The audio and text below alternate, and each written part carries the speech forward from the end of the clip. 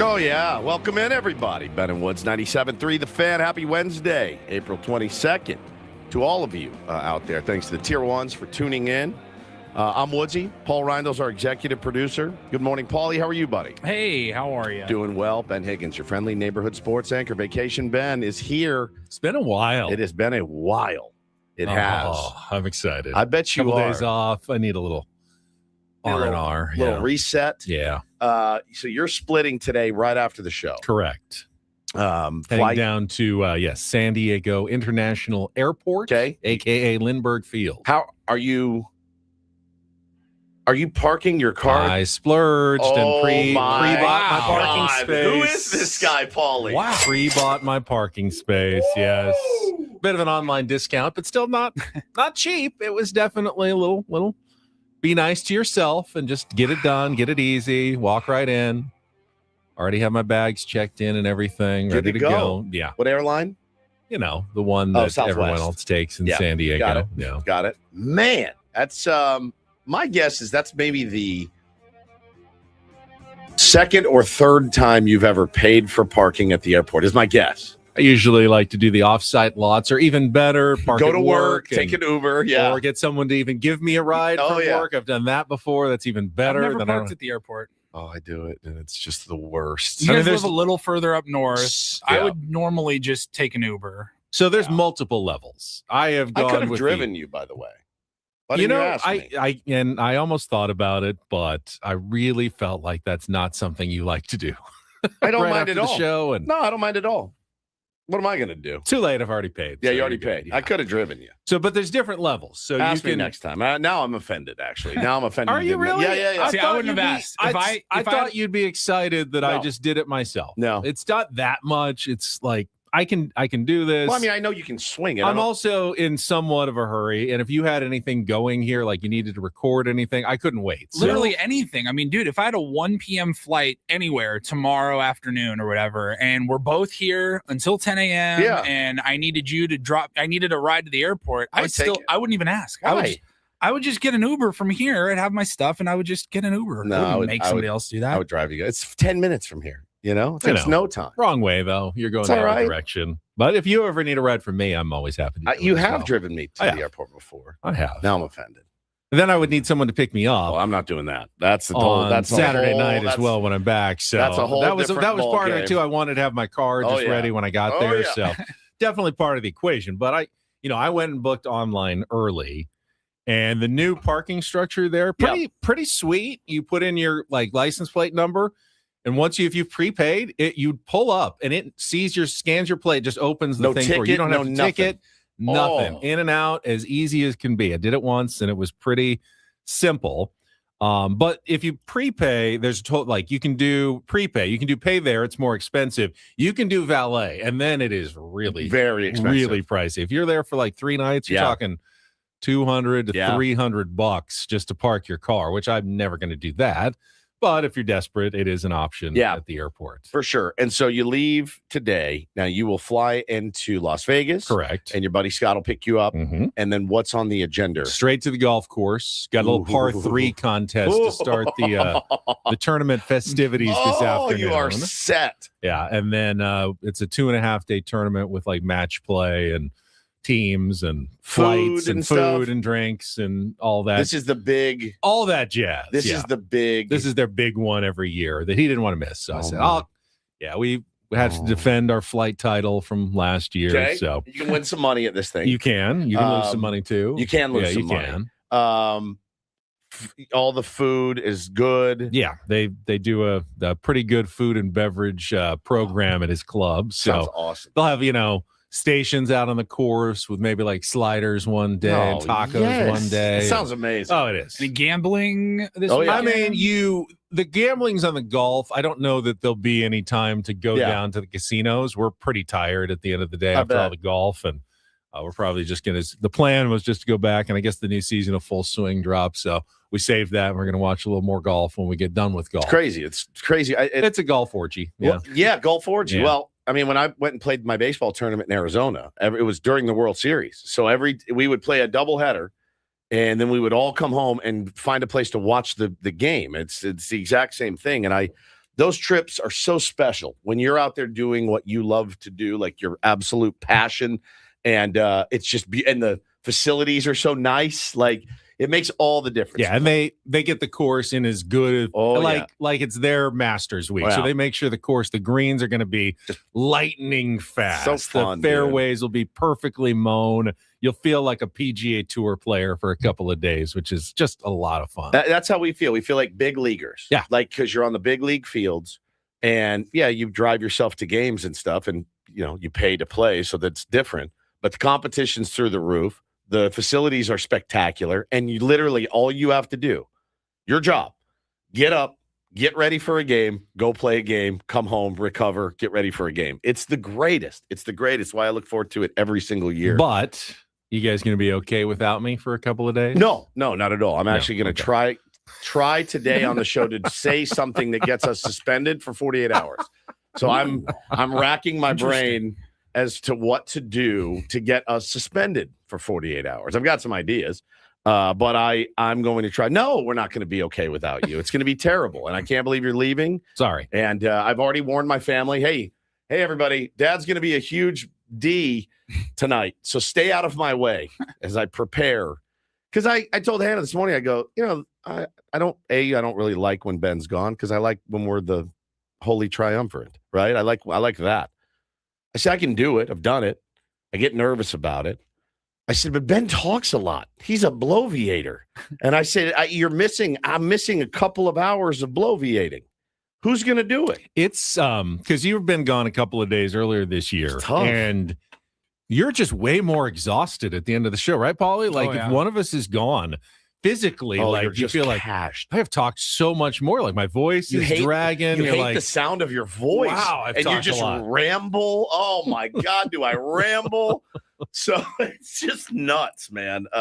No, obviously, dude, I want you to have a great vacation because you deserve it. But you'll have Sammy and Eno and a lot of baseball talk tomorrow. There's another game tonight, so you should be good. Yeah, Gary says, "Poor you." It's not poor me, man. It's poor you guys. Like, that's what I'm not worried about me. I'm worried about you guys, Gary, and I hope that you enjoy the program tomorrow. But I do. I'll be up late, stressing out about it, and then I'll get up early, stressing out about it, and then we'll get through it because we always get through it. That's what we do. The tier ones will be there. We know that, and hopefully we'll have another victory to talk about because we have a victory to talk about today. We got home yesterday from Little League in the third and was surprised to walk into a 0-0, 0-0 score there on the pitch. Guys all dressed in their kits. And I went, all right, well, the altitude not helping the gang so far. And then I said, it's Chase Dollander, who's got 99 percentile fastball in the big leagues. His slider is all red. He's nasty. And then I'm watching him spin it too, and I'm going, geez, dotting sliders, and okay, this could be a tough combo. And then it's strikeout, strikeout, strikeout, strikeout, strikeout, strikeout. What is happening right now? And got the kids to bed and watched the rest of the game. And holy cow, man, just a nice win, a testament to how the guys are playing right now.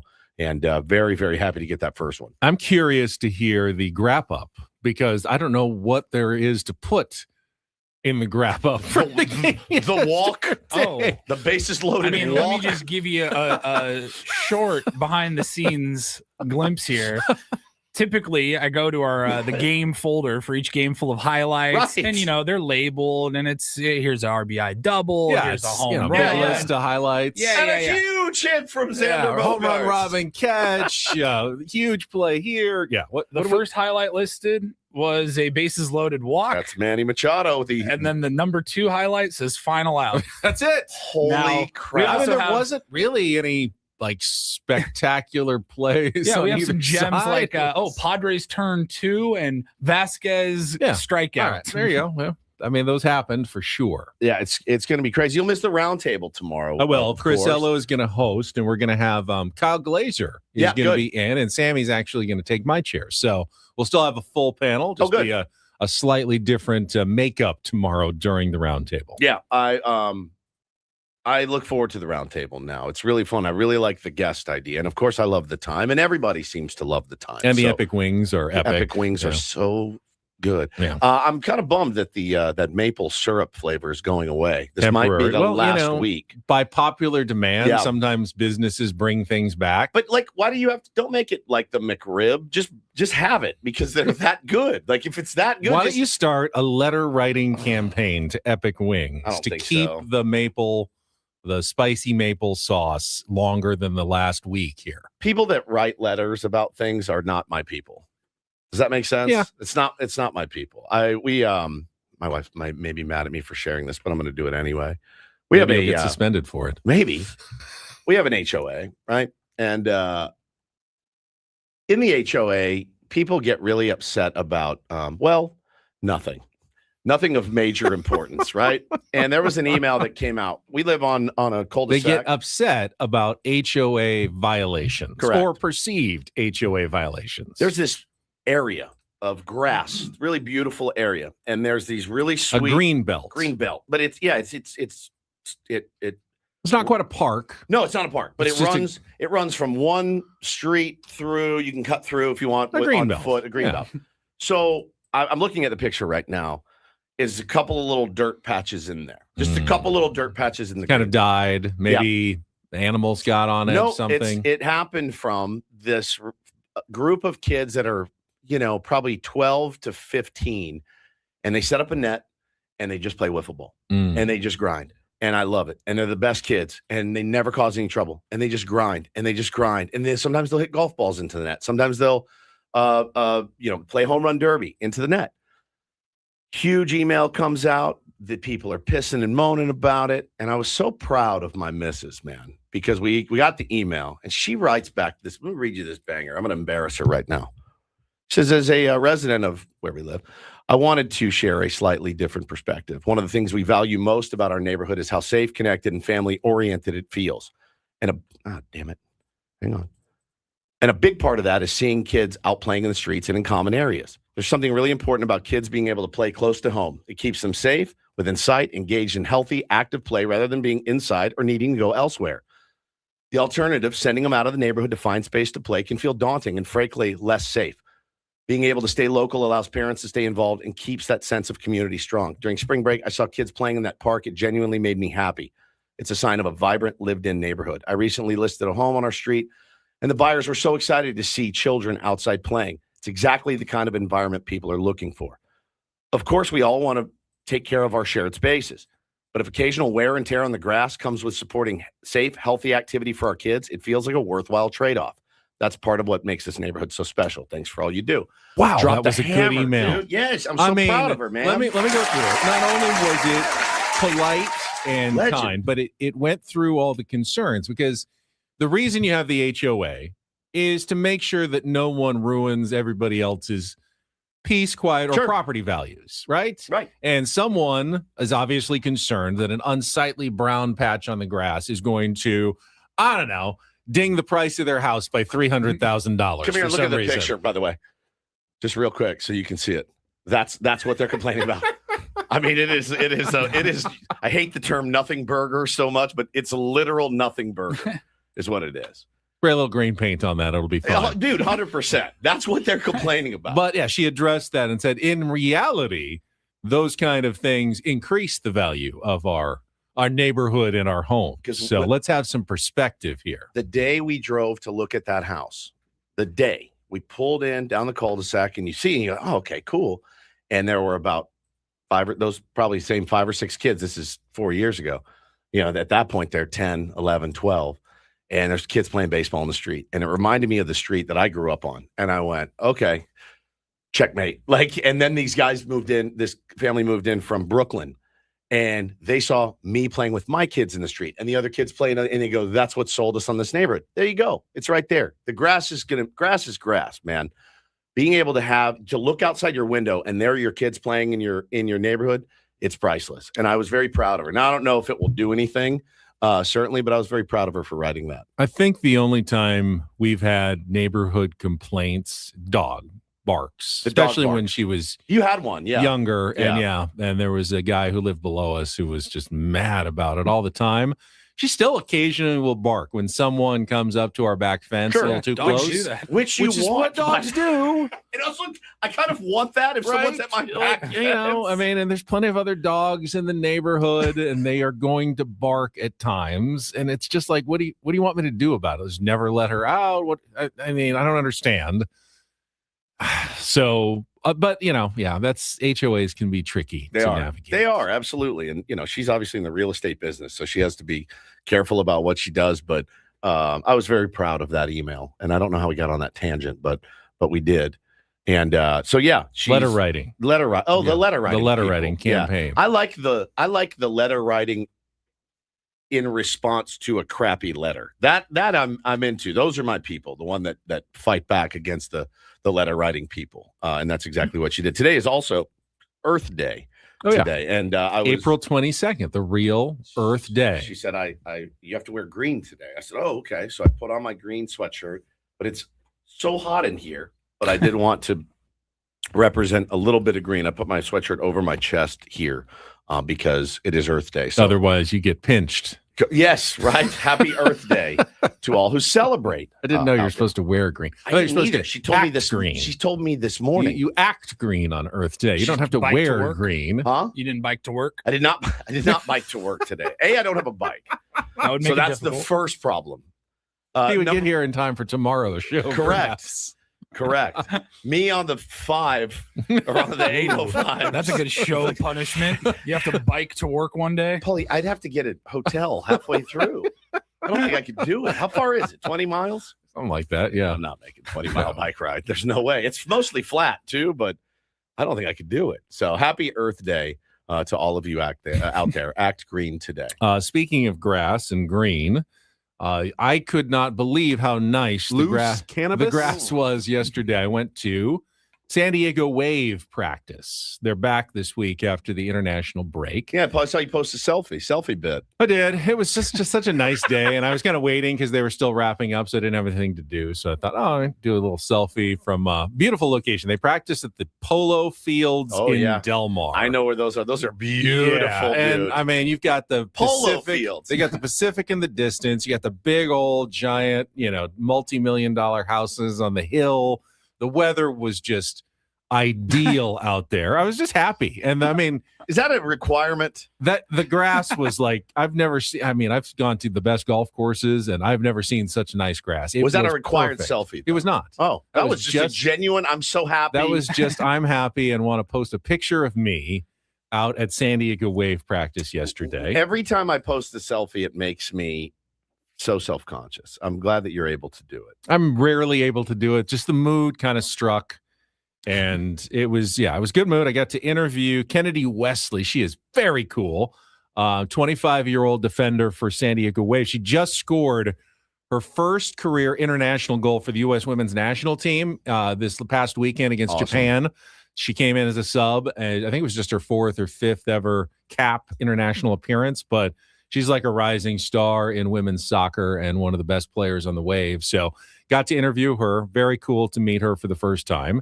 And did a little story as they get ready to get back. They're in first place. They've won 4 in a row, trying to find their momentum back. So that's what I did yesterday. And pass a little of that good karma over to SDFC. Get them back in their winning ways, Benny. It's been a while. Yeah, they could definitely use it. They have a game tonight at Houston. They've got the midweek game. So SDFC plays on the road against Houston Dynamo FC. I'm rarely able to do it. Just the mood kind of struck. Yeah. Fair. I get it. I totally get it. They have pills for that. Will you? Yeah.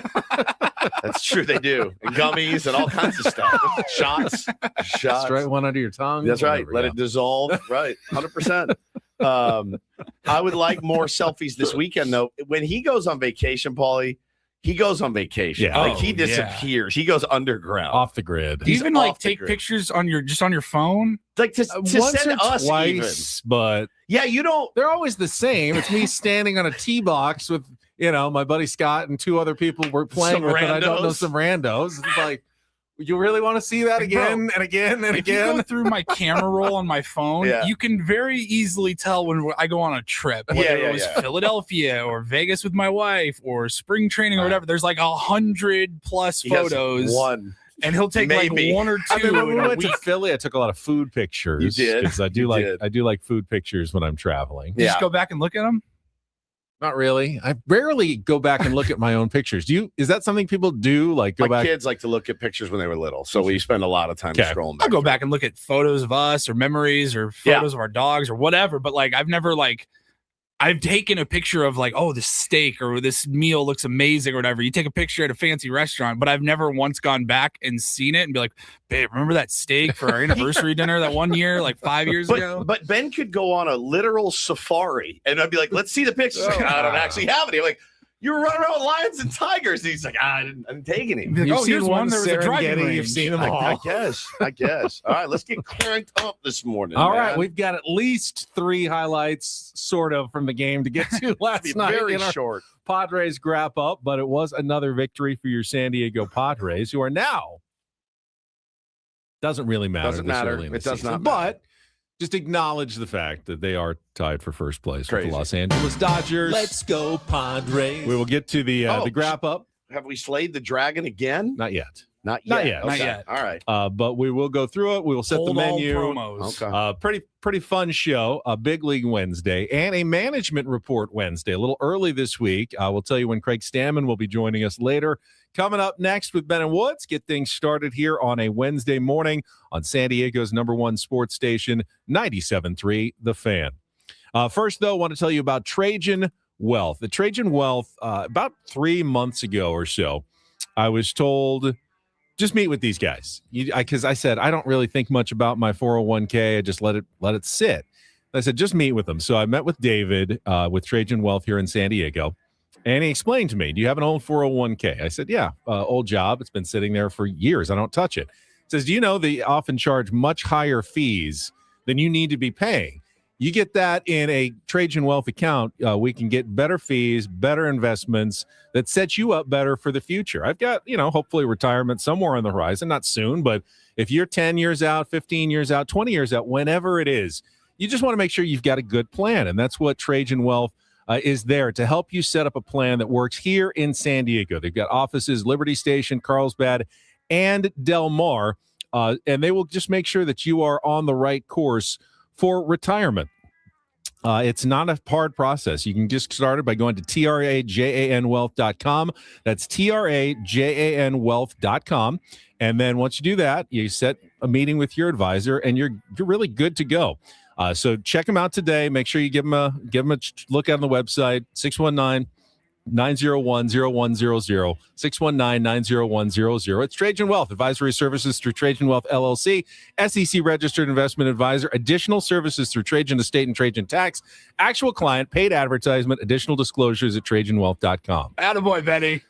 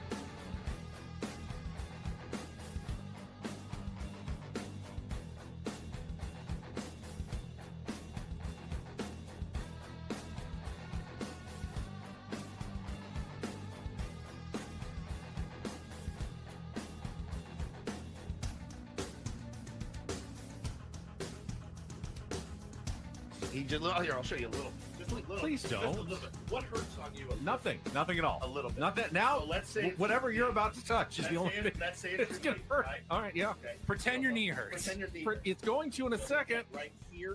Oh, that is not pleasant. Hey, player, this is all yours. This room with this view. This speakeasy with this cocktail. Hey, could you make that too? The spa with this. Ah. And this pool on this roof. This is all for you. The all-new Hamul Casino Resort, now open.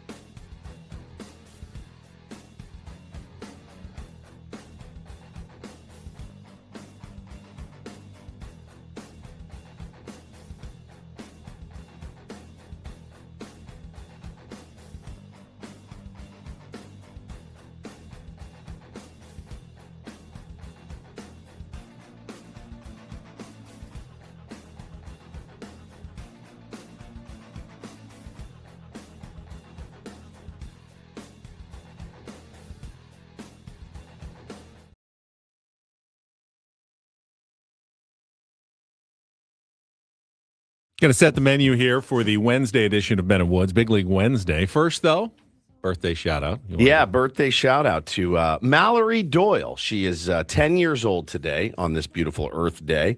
And apparently she's been a tier one. Her dad, Tom, said she's been a tier one for a long time. Now, we've been a show for 8 years. Could have a 2-year-old tier one that is now grown up to be a 10-year-old. So happy birthday, Mallory. We wish you the very best. Happy birthday. Been listening her whole life. That's right. Pretty much. Yeah. I mean, you can't really remember much before you're 2. It's scary to think about that little kids listen to. 10's big, double digits. Mostly because of your creepiness factor. Yeah. It happens every time we go out and have a remote or an appearance or whatever. A family will come up to us. Oh my God, we love listening. We're always listening during Don't Do This. I'm like, the kids don't. love DD Mega Do. Those are both legitimately my favorite and worst compliments to receive about the show, because it makes me so uncomfortable knowing like, oh, they're like, oh, we love the Rindle Report. I'm like, we talk about really weird stuff in the Rindle Report. Remember when you had that fart smelling story in the Rindle Report, the fart testers? And I'm like, there's little kids that are like, we're corrupting them a little bit. But, Stern did it to me when I was a kid. I turned out fine. So, I mean, it's all relative. Now you're just paying it forward. But yeah, I'm just paying it forward. Happy birthday, Mallory. It's important to laugh. It is, man. It's important to laugh. And then, I think for the most part, we are good people who want to have other Sandy. Not that kind of laugh, Paulie.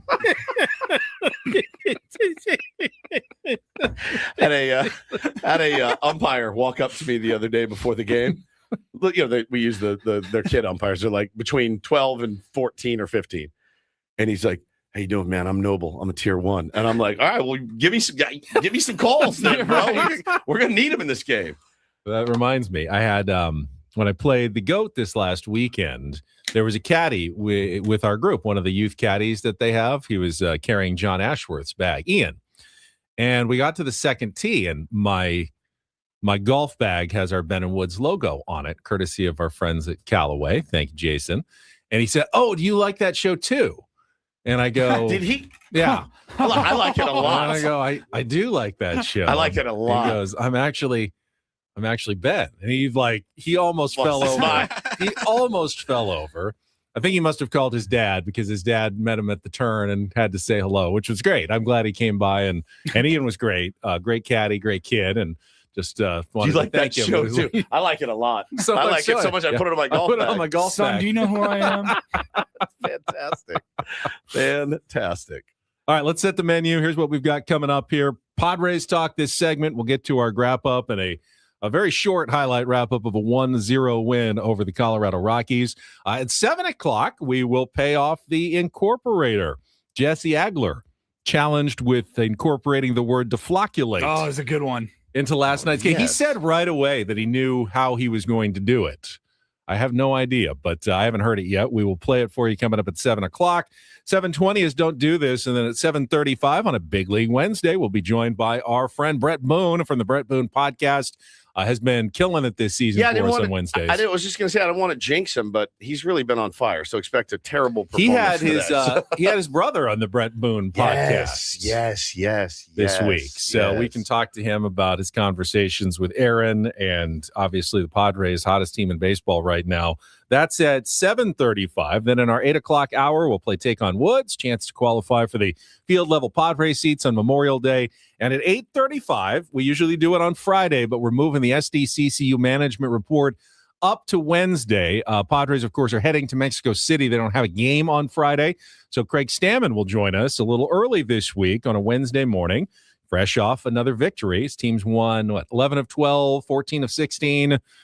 Pretty nice stretch, I believe, for your San Diego Padres. Did I see the number right? 15-3 in the month of April? I believe that is correct.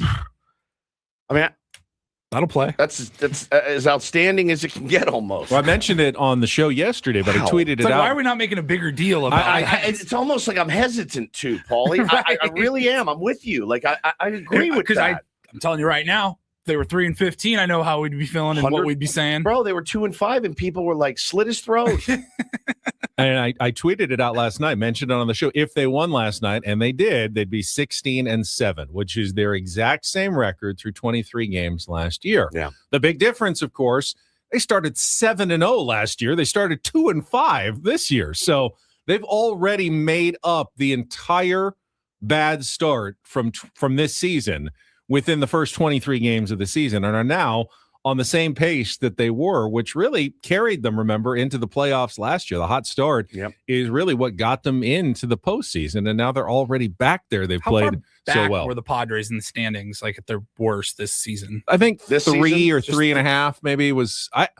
I'll admit, I didn't think they would ever catch the Dodgers. Once they were 3 or 3.5 back, we said it. Oh, I just thought, I think we said it. They're probably going to run away and hide, and the Padres will never get back. Now, are the Dodgers still better? I mean, offensively, they've scored a massive amount more runs. Both teams, I believe they've both given up the same. Let me check the standings here. The Padres and Dodgers have both given up 79 runs. That's the fewest in all of baseball. They're tied for the best run prevention in the league. Padres have scored 97. Dodgers have scored 134, which is the second best and their third best in the National League. So they're elite at preventing runs, but they're also elite at scoring runs. Yeah. Padres are elite at preventing runs, but kind of still near the middle to bottom of the pack in scoring. And they're going to need to find a way to get some more offense going at some point if they want to hang with the Dodgers, I think, for the rest of the summer. Yeah. But we will go through all of it. 9 o'clock hour, our Rindle Report. We will give away some more Padres Cubs tickets for the next homestand. Both Chicago teams coming to town next week. And then we'll look ahead to Game 2 of the series against the Colorado Rockies tonight here on 97.3 The Fan. First, though, let's check traffic. Broadcasting live from our Bill House studios. We know how. And then our Padres Grap Up next year on 97.3 The Fan. From the 855 Get Ross Traffic Center. Injured? Demand justice. Demand Jurowitz. 855GetRoss.com. Getting into San Diego, northbound on the 5 traffic. It's slow in spots from the 54 to about the 15. The 805 northbound, that's sluggish after the 54 and stays that way and stretches to the 8. Traffic brought to you by Albertsons, Vons, and Pavilions. Shop Albertsons and Vons for big savings on family favorites. Right now, get Signature Select whole frying chicken, drumsticks, or thighs bone-in value pack for 99 cents per pound. And 16-ounce Signature Select 85% lean ground beef is $4.99 with membership where applicable. I love winning, man. I love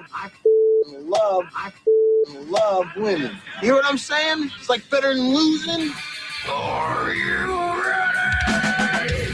How did things play out in yesterday's game? I liked last night's game. It's time for the Padres Grap Up with Ben and Woods. You guys are the voice of San Diego. Brought to you by Hamul Casino Resort. Hey, player, the rooftop pool's open. Day passes are available, and the spa is calling your name. Hamul Casino Resort, the player's place. 1-2. Moniak swings, grounds it to second. Cronenworth has it. Flip to second one. Bogarts to first is in time, and it is an inning-ending 4-6-3 double play. 3-2 to Machado.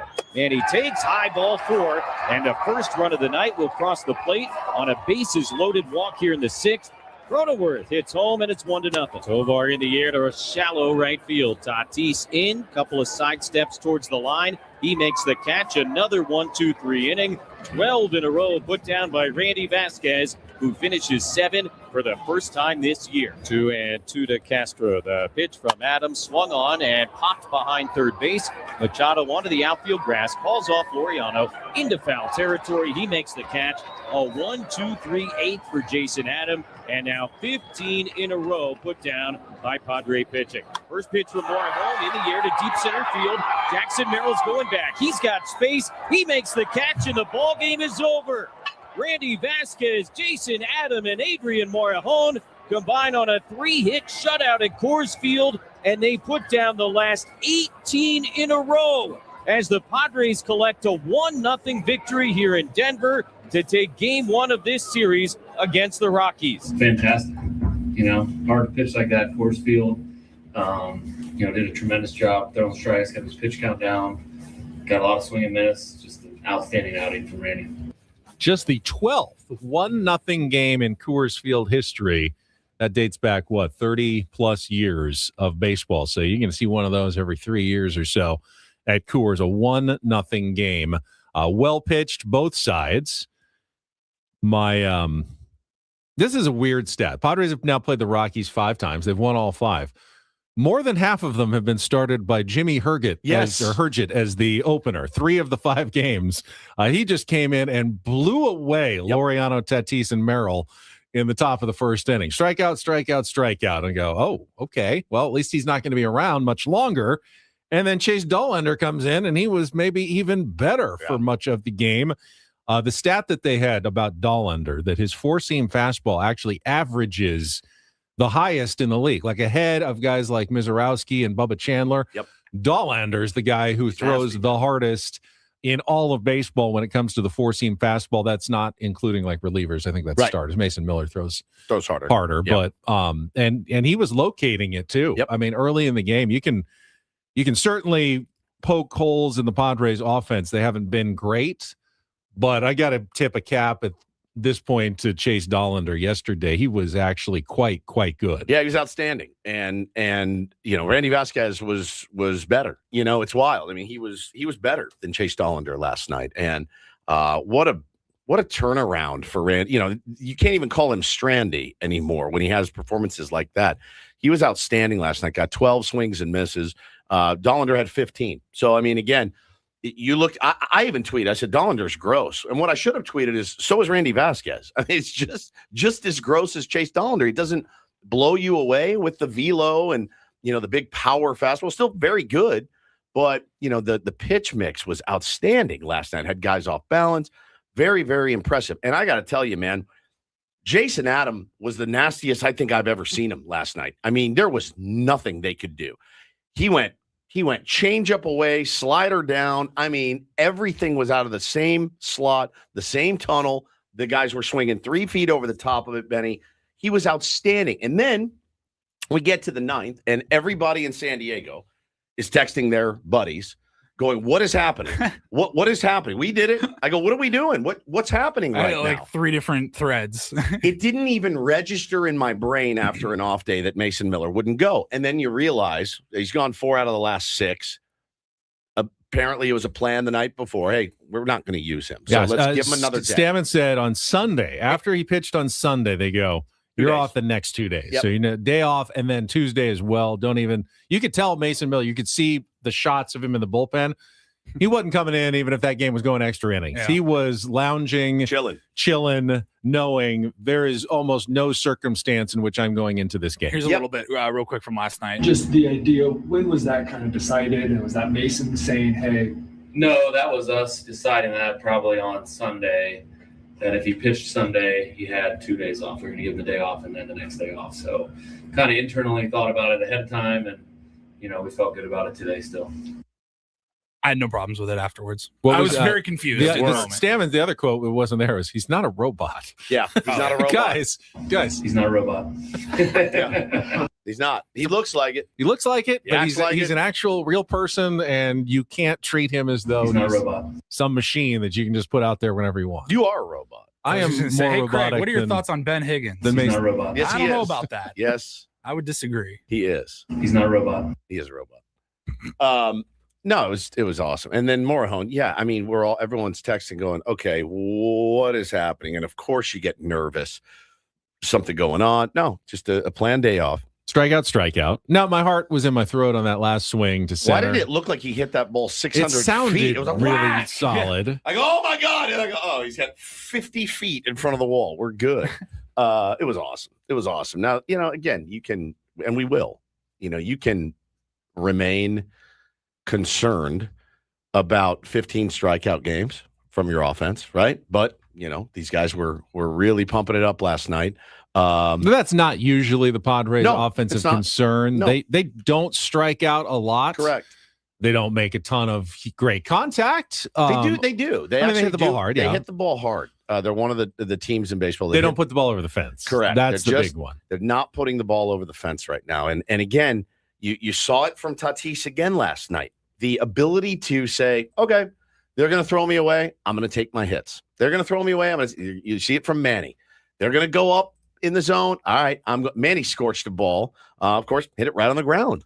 Hardest hit ball of the night, I think, was Manny Machado's ground out force out. But his best at bat was the being patient, not trying to do too much with the bases loaded. Like, that's exactly what Jesse was talking about. Manny Machado, $30 million a year, cleanup spot. What is his mentality going up there? Oh, I got to do some damage here. I got to get these runs in ASAP. And I'm going to expand the zone. Dollander tried to go out of the zone. Manny spit on it and got the only RBI of the night with a really patient grade AB. So tip my hat to all these guys, man. They're staying. It's such a dumb baseball phrase, but one that we all use in baseball. They're staying within themselves. They're not doing too much. That's so hard to do when you look up and you see a 1 next to your batting average, a .185 or whatever. And you're like, I got to just stay and trust the process. And they're doing that. And Toddy's doing it too. It's great. Jake Cronenworth's even lower than that in batting average, but his double that started that rally, hustling, reading it well, getting into second base.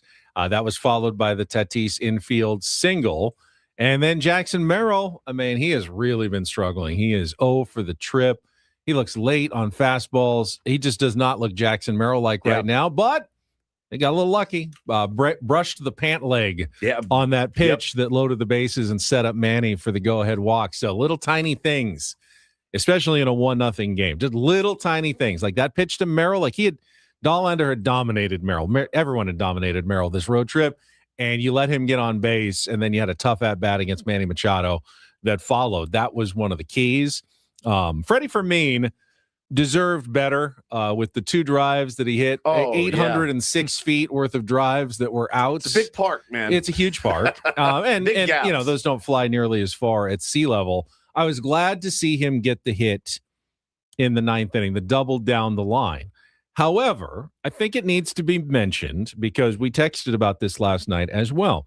Miguel Andujar was on first base, and Craig Stammen did not make the move to pinch run for him to put a faster runner who might have been able to score on a ball to the gap or into the corner. And I actually thought at the time, I mean, Fermin actually put some good swings on it. He could double here. Yeah.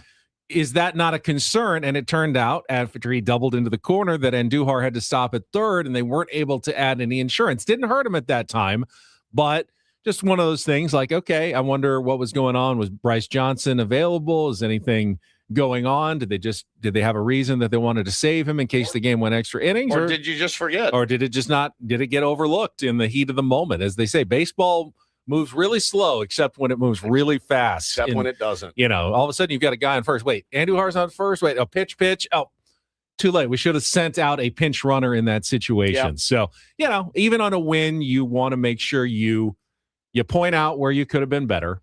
It wasn't a perfect win. It wasn't a perfect game. No. By any stretch of the imagination. But it was a victory, and it was a road victory at Coors Field, and we are not in the business of turning down road victories at Coors Field. I was just going to say, we do not complain about dubs on this show. We never. We don't care how we get them as long as we get them. I got a DM last night from one of our Tier 1s, Clinton. He goes, I don't know, only winning by 1 run and the batters combining for 15 Ks against the Rockies still annoys me. And I just wrote back, it shouldn't. It shouldn't. Today is – it's hard. Like, there are wins that you have to flush. Does that make sense? Like, you really want to flush the losses, but there are wins in this game where you're like, flush it, man. We did not play our best game. There's a lot to clean up. There's a lot we can do better. Flush that win as easily as you flush the losses and move on. And today's a totally new day. And you're not going to have to see Chase Dollander today. Meanwhile, before the top of the hour, I think we should get into the ownership news that came out last night via our friend Dennis Lynn and The Athletic. Nothing earth-shattering, but as some new names, though, as they proceed with the sale to Jose E. Feliciano and his wife, Kwanzaa Jones, we're finding a little bit more about the makeup or potential makeup of the ownership group. Because when you buy something for $3.9 billion, even billionaires can't just simply, all right, here's the check for $3.9 billion. That would be all of their net worth. You don't put all of your net worth in one asset. You have to have other investors. And the reporting is that Feliciano and his wife will own somewhere between 30 and 40% of the team. They will be the majority owners, and whoever is the majority owner gets to control the team. You don't have to own 51%. You just have to own the biggest piece of the team. They will, and then they will bring in groups of other investors to make up the rest of the 60 to 70% of ownership. One of those groups is reportedly Sequan, the Sequan tribe of the Kumeyaay Nation, who already is co-owners of SDFC, so expanding their sports portfolio perhaps.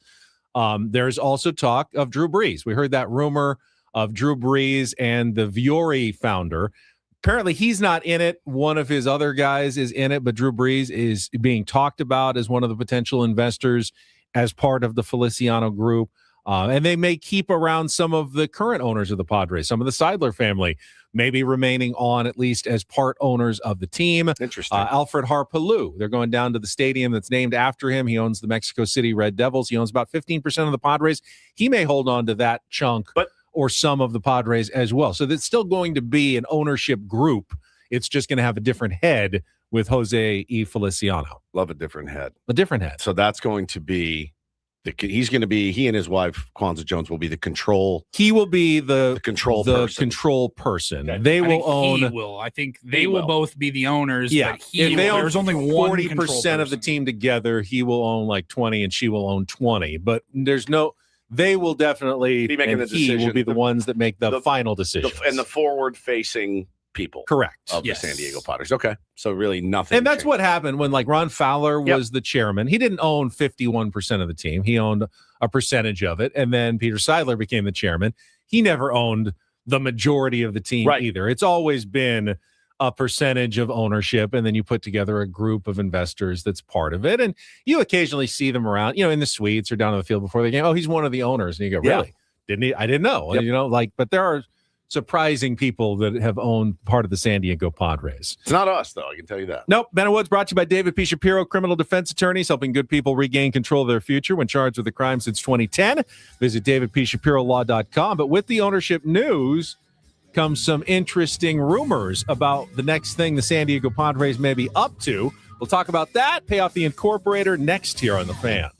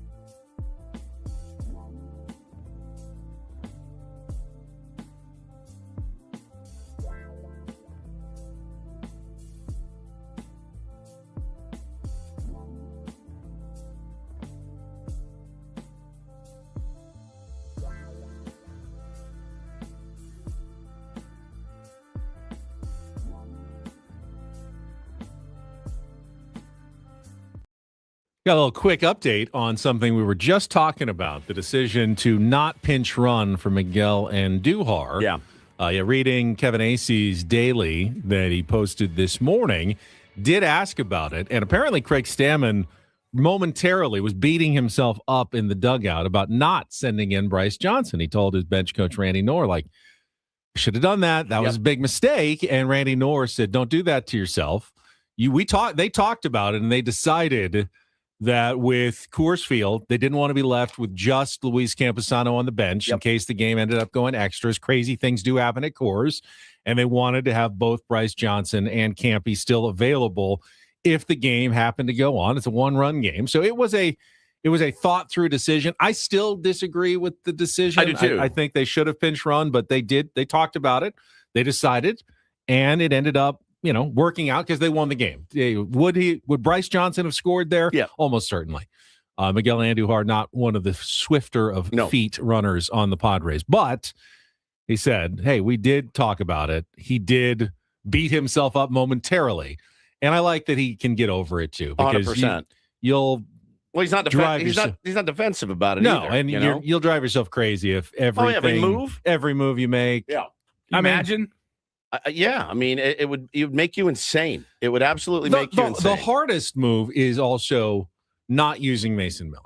And he knows he can't. He knows that he's got to be selective and he's got to give him rest. But anytime, if they had lost that game yesterday, and you knew if I put Mason Miller in, he probably would have been fine and blown away the side like he always does. So the temptation must be off the charts. I can guarantee a victory. All I have to do just to put this guy in. All I have to do is put him in the game, and I guarantee a victory here.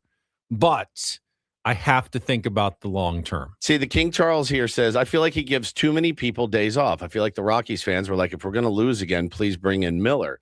I had tier ones texting me going, I'm here in Colorado. I wanted to see Mason Miller in a 1-0 game. Ask Craig what he's doing. Well, he got a win, and he got his closer another day of rest. As far as that's rest, a win-win. That's a win-win. As far as the rest thing goes, look, I think it's going to take some getting used to from all of us. Now, the best part is that it's not costing the Padres games right now, right? If you're resting guys and it's costing you games, that's when you can really set yourself up to get killed, roasted every single day. It's not a strategy that we're used to seeing. We didn't see it from Bob Melvin. We didn't see it from Mike Schilt. It was the same lineup every day with very little variation. This is working. That Mike Schilt at the beginning of the year, that worked also. But this is now working for Craig Stammen. The only way to know, King Charles, is if we get to September, October, and we're lucky enough to be in the playoffs, if our guys look and feel better than the other guys across the diamond, and then you can look at it and go, yeah, definitely the right strategy. If you get there, it's the right strategy. And by the way, Mason Miller hasn't been overused. He's thrown 11.1 innings. David Morgan's thrown 11. Adrian Morejon's thrown 11 2/3. Brad Gley's thrown 12 1/3. So is Ron Marnacchio. So is Kyle Hart. That's your bullpen. 12, 12, 12, 11, 11, 11, and Wandy's thrown 10. I mean, about as good as you can do it. He has distributed those innings almost as evenly as you possibly can in a bullpen. Yeah. And ideally, if you're winning games, that's what you want to do. You want to distribute your bullpen innings as evenly as possible. That's exactly right. That is almost shocking to see how evenly those innings are distributed. Yep.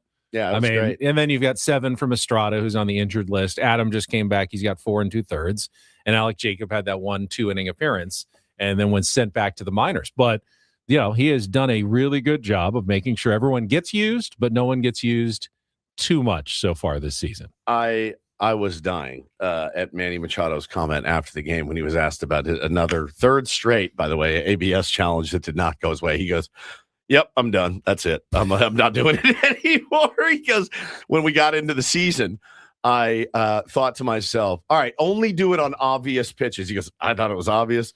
Clearly it wasn't. I'm done. So he will not be challenging anymore. And, it's good to know what you're good at and what you're not good at. He has to also realize that there will be a situation late in the game that he'll need to. It's a full count. It's a close pitch. You can't just say, I'm never doing ABS again. He's going to have to He's going to have to tap his head again this season at some point. And he may be wrong about it. And sometimes being wrong is still the right thing to do. Yeah. If it's late in the game, you've got two challenges, and it's a high leverage situation, you may think you're wrong, but if there's any chance you're right, you got to tap your head at some point. So you can't just give up on it entirely, Manny, but you can also be probably not going to be using this very much, especially early in the game. Yeah. I totally get that. No doubt. It was funny, though. Again, I don't think, these guys are taking themselves too seriously right now, which is a good thing. Ultimately. All right. Before we get to the Incorporator, let's address some of the rumors flying around with new ownership potentially coming in and being approved in the next month or so.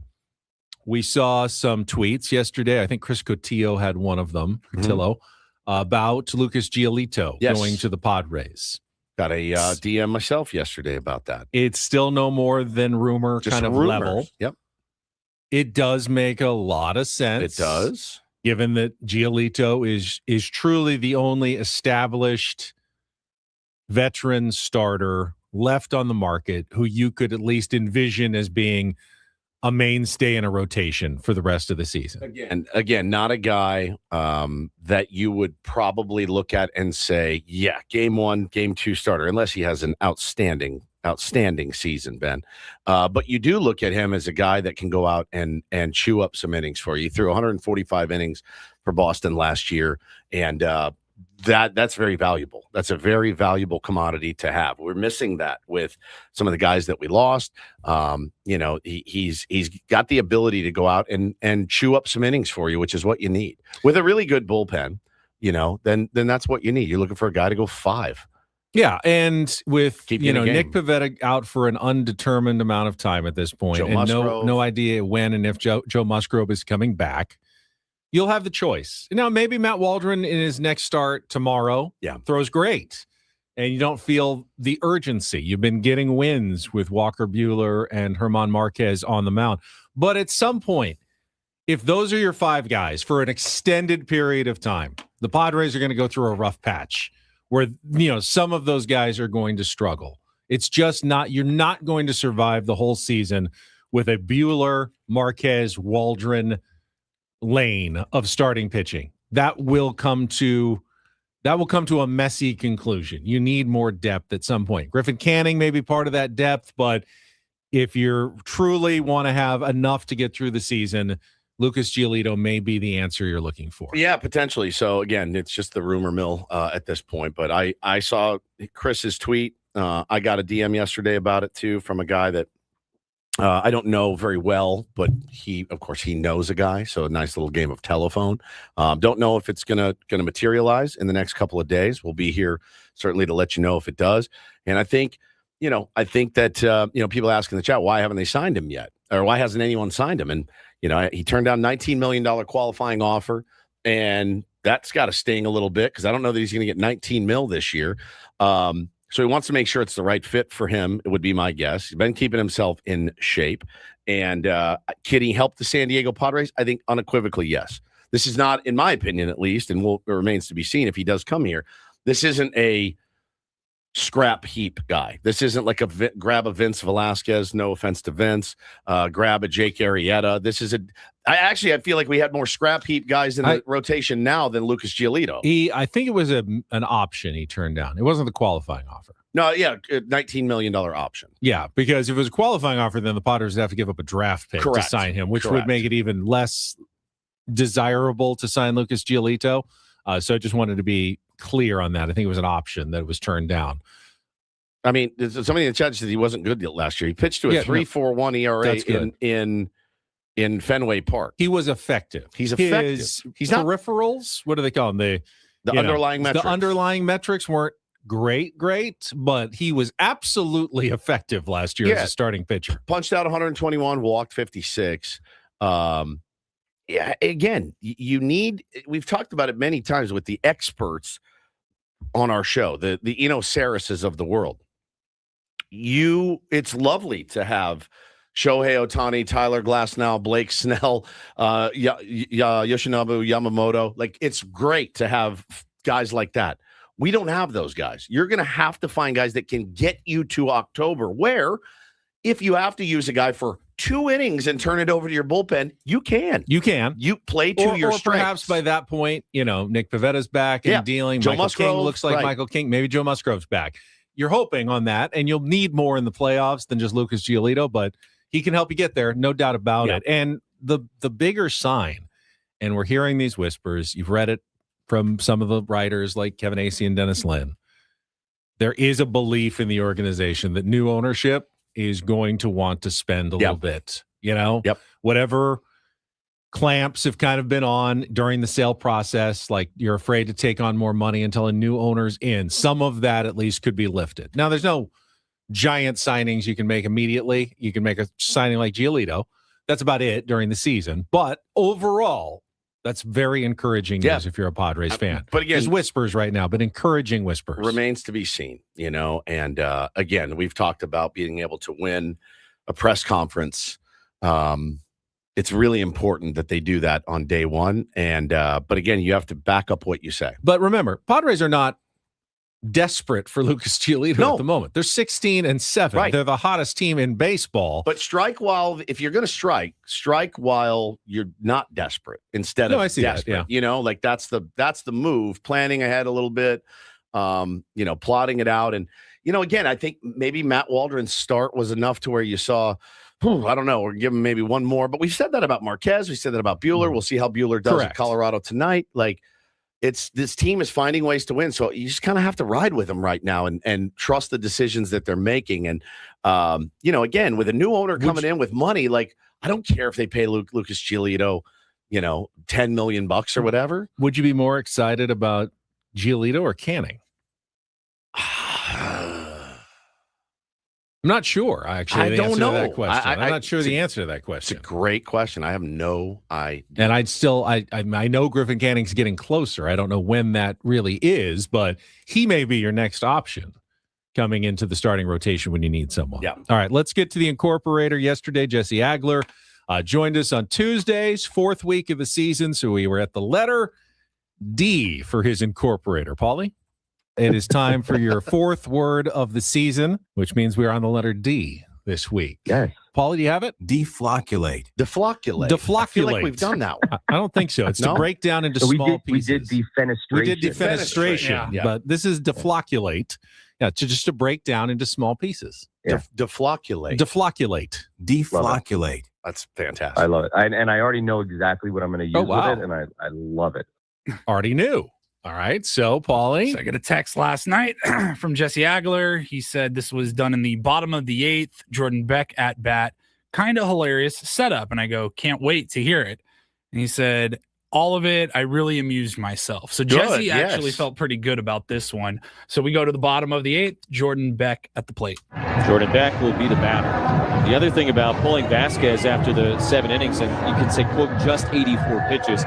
We always talk about what the altitude here does to balls in flight, but there is a physical toll here that, we probably don't talk enough about in terms of what the altitude does to the body. First pitch to Beck is swung on and missed. So, look, I am not a doctor nor a scientist, but here's a little bit of what I found. As altitude increases and red blood cell levels rise, the body, here's the 0-1, swing and a miss, strike 2, must counteract the tendency toward thicker blood, functionally deflocculating circulation to keep oxygen moving efficiently. So the body has to work harder at the altitude. So those 84 pitches for Randy Vasquez here tonight may be more like, 95. That's why the first couple of days here are so tough, because the body is acclimating. By the 3rd day, you feel better, but by that time, it's time to get on a plane and go to the next city. Not great. Deflocculate. The process of breaking up particle aggregates in a suspension to make it thinner and more fluid without adding extra water. Good Lord. Functionally deflocculating circulation to keep oxygen moving efficiently. Standard baseball game Standard banter. Baseball game word that you would weave in. He's brilliant. He's such a smart guy. Such a smart dude.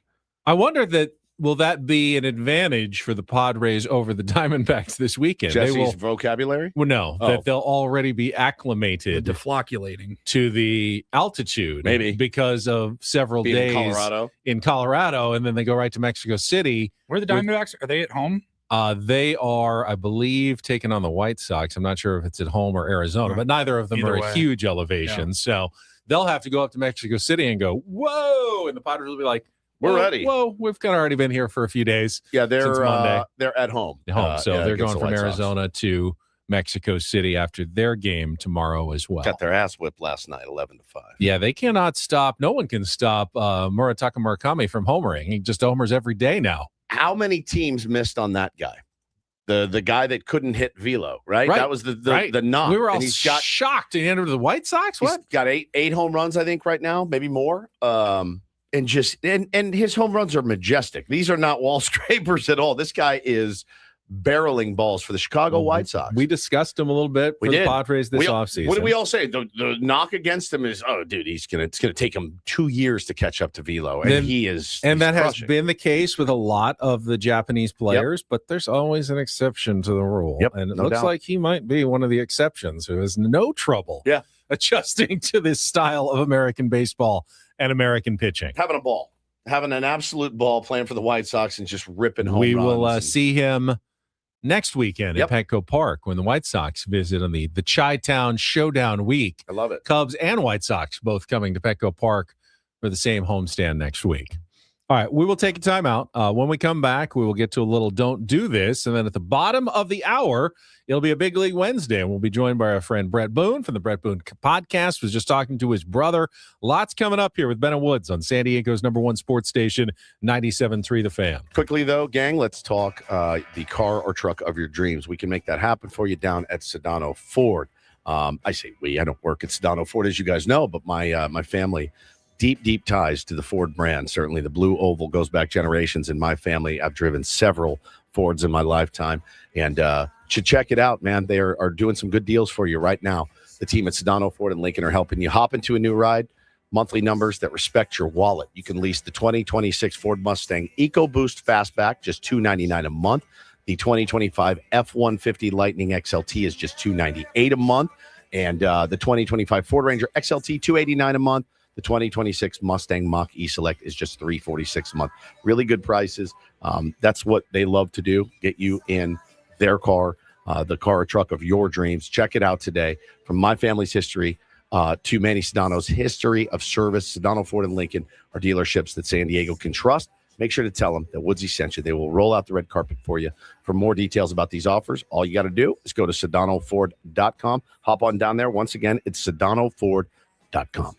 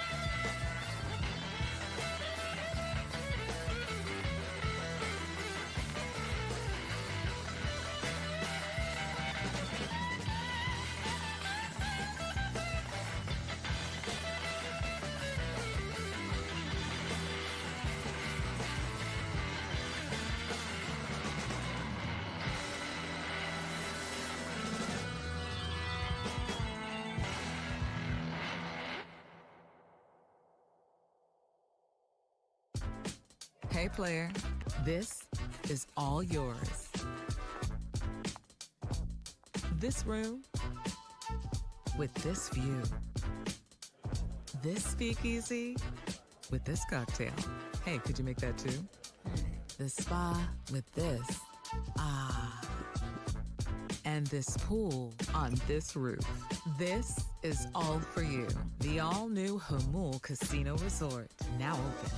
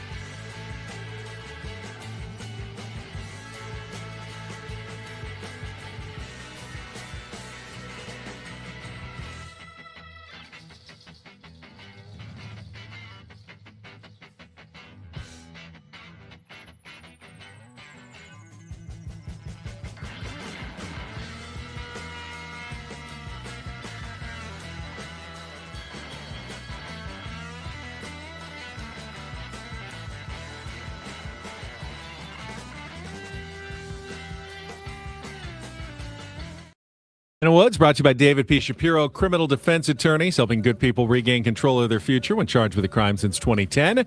Visit davidpshapirolaw.com. I will get us started on Don't Do This. We're not really dispelling the notion that there is a double standard in this country. Correct. Talking about the Mike Vrabel, Diana Rossini story, which we still don't know the details, the extent of their relationship. All we know, though, is... Boy, there's a lot of speculation. Diana Rossini had faced so much criticism and grief that she just quit her job because it was too much to handle. Mike Vrabel, of course, just going on like normal, but he did have to sort of face the music yesterday at the off-season Patriots news conference, going up in front of the media, where he didn't necessarily say nothing happened. He didn't necessarily own up to anything. It was kind of an apology and kind of not. I'll just let you listen to Let me know when you hear the apology. How Mike Vrabel handled this whole situation. Thank you for your patience that you've shown in a personal and private matter for me and obviously everybody involved. I know that that's not easy for you, and I respect that, and I appreciate your efforts in doing so. I understand I could have, addressed you guys sooner, but it was important to me to have a conversation with the players, which I did yesterday, very candidly, as we began our off-season program, which everyone is excited to be a part. There's a reporter next to this person that's transcribing. Typing. Good typist, though, right? Like they're in court. Part of Stacy had mentioned the players' availability, and it was never my intention to have them speak to you or address you before I did. And so I asked him to come today to talk with you. I also don't want to take away from our, the draft, the weekend of the draft. This is an important. I've never heard anyone beat around the bush longer. Whenever you're ready, Mike. The joy that those players are going to have that we bring onto our football team. They're starting an amazing journey. Explaining the draft. Celebrated as we welcome them. There's 7 rounds. With that being said, I've had some difficult conversations with people that I care about, with my family. the organization, the coaches, the players. Those have been positive and productive. We believe in order to be successful on and off the field, you have to make good decisions. Still no apology. That starts with me. We never want our actions to negatively affect the team. We never want to be the cause of distraction. Politician speak, actually. Those are comments and questions that I've answered for the team and with the team. We'll keep those private and Yep. Yeah, I knew it. to ourselves. Right. That's what private Care means. deeply about this football team and Hidden from you guys. Yep. I also know that I'm going to attack each day with humility and focus. Right. Okay. And what I can promise you is that my family, this organization, the team, the staff, the coaches, everybody, our fans, most importantly, will get the best version of me going forward. Okay. So there it is. I'm excited to do that. And I wanted to Sounds like his opening press conference, like when you just got hired. Patience in dealing with the private and personal matter. Right. That's it. So That was 2.5 minutes of just filibustering. Nothing. Just killing the clock. Amazing. Absolutely incredible coach speak. So from are you Mike saying that you were having an affair? Or weren't Are you you? saying that the pictures were taken out of context? Yeah, No I idea. talked to my team. I talked to my team. No, that's not the question. We're not going to address it anymore. No We're- idea. We're on to Cincinnati. Yeah, we had some tough conversations. Be like, Anyway, the Huh? draft is cool because a guy will play in college for 4 years and then he gets to, then he goes into so all the kinds of coaches, stuff. they all get in this room. They with make their some scouts. picks. They actually call it the war room. Do you Yeah. know why they call it the war room? Actually, So nobody good. really does know why they call it the war room. So when he was asked a question eventually, he said, you originally said it was a completely innocent interaction. Is that still your contention? He said, I appreciate the question. I'm going to focus on our football team. Holy smokes.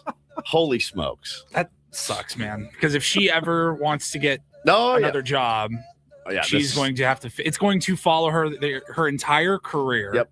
She's lost her job. Yeah. One way or another, whether she walked away or not. Yep. She was pressured to do so, and he gets to just be like, "Yeah, business as usual." Yeah, we're on to Cincinnati. That's what we do here. Patriot way. The Patriot way, 100%. Well, the nightmare for Met fans continued, and I couldn't believe it. I thought for sure get back to Citi Field after an 11-game losing streak. Nolan McLean on the mound.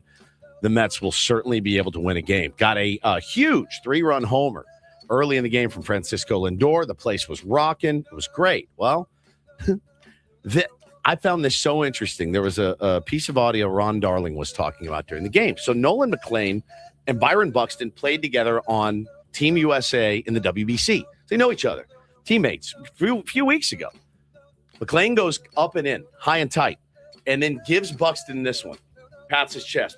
My bad, bro. My bad. Ron Darling goes, listen, young pitcher, veteran hitter. Buxton goes, I know he's not coming in again. So he looks away and just tattoos one for a 2-run homer. Brilliant thinking. A rookie mistake from Nolan McLean. We'll never do that again. Never, ever apologize for going in. And so they end up putting Devin Williams in, and he could not hold the lead. He imploded in the top of the ninth. The Mets lose again, man. 7-16 is their record. Juan Soto's back today is really their only thing to be optimistic about, but they have dropped 12 consecutive right now. Their manager says it's not an easy situation. We understand where we're at. There's also a lot in front of us. We got to go out and do it. The history will tell you otherwise, but we still believe in the players. It just takes one. He's got to be in the chamber right now. It's like when Shoeless Joe took Moonlight Graham aside after he got too high and tight, and he goes, he's not going to want to walk you. Yeah. So look low and away. But look out for in your ear. Watch out for in your ear. I mean, holy. Well, the first one was there, so it's either going to be low and away or in my ear. It's not going to want to walk you. So look low and away. Crazy. So watch out for in your ear. Crazy. Such good. By the way, I didn't love the Twins rubbing it in social media after the game. Why? What'd they do? They tweeted things you can get in a dozen: eggs, roses, Mets losses. Dude, that's funny. A lot of people liked it. I feel like you're playing with bad karma. Yeah, but you're the Twins. You don't care. You're like, we're not doing anything this year. I You're mean, they're actually off to a playing decent well. start. I know, like but- I'd just be glad that it's not you and just move on. Like, Yeah. be happy for your own win, but you don't need to. The Mets are in the torture chamber already. They're a fellow team. Like, No, I don't know. I think social media. You're okay with that? You like that? Social media is for fun. All right. Have fun with it. But that was a huge win. That was a huge win in at Citi Field. Just fantastic. Fine little doo-doo this. DD mega doo-doo. You wanted to salute the guy who made the foul catch grab. I've never seen anything like it. You guys see this? You At see the Coors video Field Paulie? last night? Yes. Oh, so it was. Describe it for people who missed it. I just got rid of it. The guy wanted that ball badly. You guys, he cleared. It was at Coors Field. Yeah. And this dude cleared, I would say, 5 rows. He went up in the air. He came, probably 3 rows, jumped from his seat, over the shoulder. It looked like he made the catch. I've never seen a catch like this from a fan. Oh, it was bouncing back God. from off the the second overhang. deck, Yep. overhang, one-handed, like fade away. It was almost like OBJ. Yes, Beckham one-handed, Jr. Like one-handed both bringing feet in. in the air. Except instead of a grass field under him, he had 3 rows of Coors Field hard plastic chairs under him. Goes goes up high. Catches it. I think he got it. I think that's a catch. And he got up like he didn't feel anything because that's pinned it to his chest. He might have been having a few Coors at Coors Field before he did that. Oh my! How did he not break his neck? And remember, guys, at the end of the day, it's a baseball. It's just a baseball. It's not autographed. It's not like a gold egg with millions in it. It was sign him up, actually. Sign him up, give him a look today and see if he could be maybe your fourth outfielder. You could hit your head and do damage doing that. That is not a good decision, but it was a great catch. It's a great catch. I was a headache this morning. Got to give him the doo-doo this for that. He went down 3 rows. I mean, it was just incredible. He left his feet, the whole thing. Oh, and yeah, at least his pants stayed up. And that is unlike that guy last week. That is don't and do this for a Wednesday.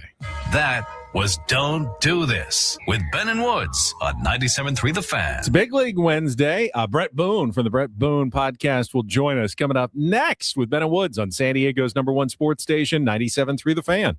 Gambling problem? Call 1-800-GAMBLER. GEGE 000-466. For a full list of games and rules, play at 7 Mile Casino. Visit 7milecasino.com. First, Wednesday, midweek. You're looking for something to do to get you to the weekend. Why not head down for a couple of hours to 7 Mile Casino? The proximity right off the 5 freeway in Chula Vista allows you to spend most of your time playing as opposed to getting to the card room. It's great. It's so close, so easy. That's exactly right, man. It's we were talking yesterday how I like to pay for convenience. It doesn't get much more convenient. You don't have to park in a huge lot, take a ticket, walk a mile to go inside the 7 Mile Casino, man. It's 7 minutes from downtown. You walk right in. California-style blackjack, Texas Hold'em, Pai Gow, Baccarat. They all await. All you got to do is walk in the door. They take care of their high-limit players with good table stakes. If you're playing Texas Hold'em, sit down. They'll make you comfortable. Good dealers. Get 35% off all the food from Sammy's at 7 Mile, including their 24/7 players menu with items like the Kung Pao chicken, which is amazing. Available any time of day, any day of the week. And then you can also enjoy their great patio, the bar area, TVs all throughout the establishment. So many reasons to head down to 7 Mile Casino. It's just 7 minutes from downtown.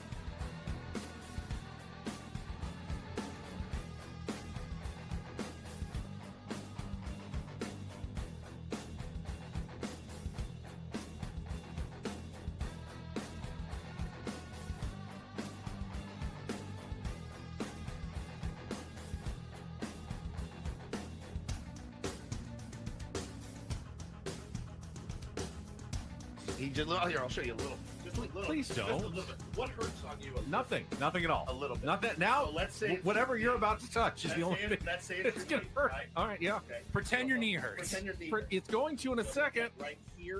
Oh, that is not pleasant. Hey, player, this is all yours.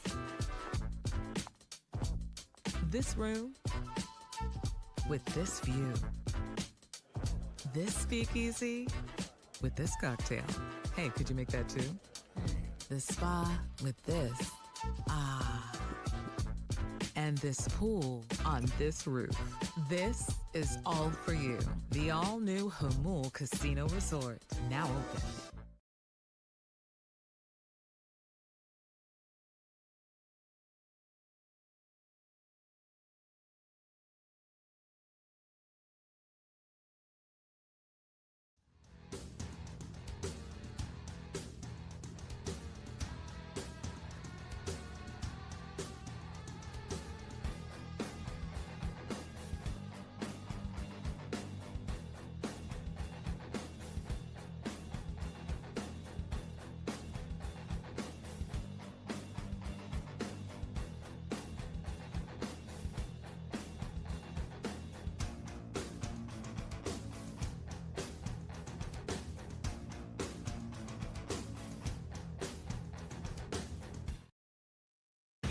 We got Brett Boone standing by on our SDCCU fan hotline. It's not Big Bank Banking. It is better. We will get right to him on a Big League Wednesday after a quick check of traffic here on 97.3 The Fan. From the 855 Get Ross Traffic Center. Injured? Demand justice. Demand Jurowitz. 855GetRoss.com. Albertsons, Vons, and Pavilions. Shop Albertsons and Vons for big savings on family favorites. Right now, get Signature Select whole frying chicken, drumsticks, or thighs bone-in value pack for 99 cents per pound. And 16-ounce Signature Select 85% lean ground beef is $4.99 with membership where applicable. All right, we're joined right now by Odyssey MLB insider Brett Boone, the shortest traffic report ever. Brett is the host of the Brett Boone podcast, featuring the most notable names in MLB and around sports every week. Insider calls presented by Grainger. For the ones who get it done, Grainger offers the professional-grade products you need, delivered when and where you need them. Call, click Grainger.com, or just stop by. Brett, I doubt it, but do you ever remember playing a 1-0 game at Coors Field in your career? Don't see them often. I was thinking about that last night. And how about how the run scored? Well, we walked them in. We walked them in. Brutal. Yeah. Well, the new Coors Field now is Sacramento, where the A's play. Yeah. That's where you never know what's going to happen offensively. But this Padre team, man, they're not coming out and banging. They're just winning games. They're just resilient as can be. Nothing fancy. They pitch. I've got to believe, though, that this there's too much talent in this lineup to continue to go that way. But right now, you're looking at it. They 5-1 this week. What is it? 11 out of 12 now. They're just chugging along, kind of just, not making huge headlines with offensive explosions and just winning games. Pretty cool to watch. It is. It's interesting baseball, Brett. And the cool thing is, as you mentioned, man, that typically with this team, what we've all seen is, well, if the stars aren't starring, this team isn't going anywhere. And it's been the opposite this year. It's Freddie Fermin getting it done. It's Camposano getting it done. It's Gavin Sheets. It's Bryce Johnson with a big RBI the other day. I mean, it is literally everybody on this roster, maybe outside of Nick Castellanos right now, who's been the guy, and we're going to ask Craig Stammen about that later. He's kind of the forgotten man. He's not getting a lot of ABs right now. That's got to be tough for a veteran like Casty that was thrown away by Philly, and he came here and is just not getting a lot of love right now. Yeah, Andujar he stepped up. Yeah. The kid that came up with, I think it was the Yankees years ago. Yeah. Him and Torres came up at the same time. I said, these guys got a chance to be good. And Andujar, he's just kind of bounced around a lot of places, and he's getting the reps right now. Castellanos, he comes to a new team. He's kind of, I don't know, gets off to a slow start. Somebody picks it up, and that's how it goes. All you can do at that point, if you're Castellanos, is, hey, I'm ready for my next opportunity, whenever that comes. Yeah. Got to ask about your reaction to the Padres sale news that broke last Friday. I mean, you've been around this community. $3.9 billion for the San Diego Padres. We're still learning a little bit more about Jose E. Feliciano, his wife. The group that they are putting together hasn't been officially announced yet. But, man, you played for the San Diego Padres. I bet you didn't think you were playing for a $4 billion organization at some point. Well, I think, with the new stadium and the atmosphere they've created, I've got to give a lot of credit to the current ownership and the Seidler family. A buddy of mine is Tommy Seidler, and the best. They truly are invested in this team. They love it. It's a business, obviously. At that point, it's their passion. And, a part of me sad that they're moving on, but then a part of me thinks that's pretty nice check they're going to deposit in the bank account. So, I don't know. I think it's moving on. They built a great product here. I think downtown and the Padres game, they've made it the place to be.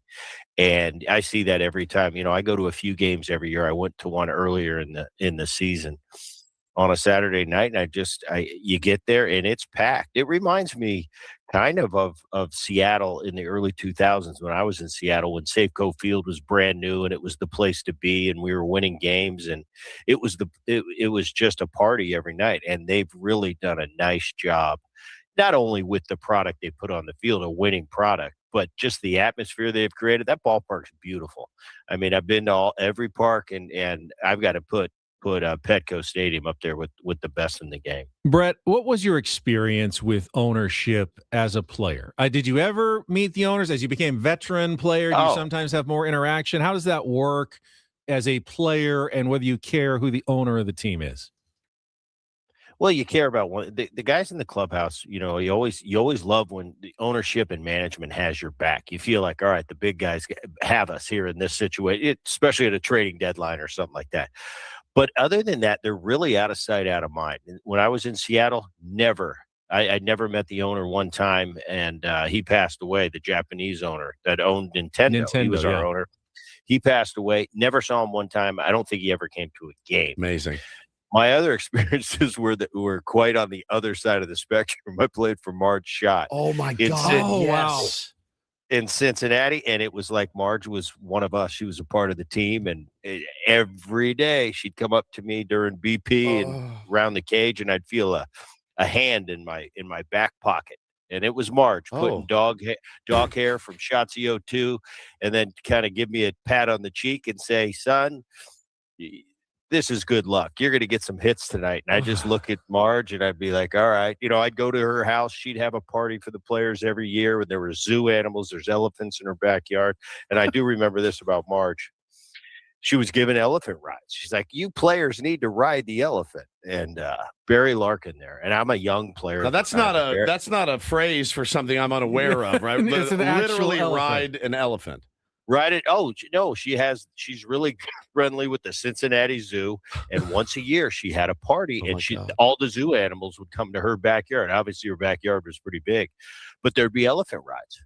And I remember I was a young player, second year player at, not arbitration eligible yet. And I remember Larkin looking at me and go, Booney, if I were you and you want that multi-year deal, I'd jump on the back of that elephant. And you know what? Next thing you know, I was on the back of that elephant. So you see, there's a big range of owners and hands-on, hands-off. Marge was a hands-on.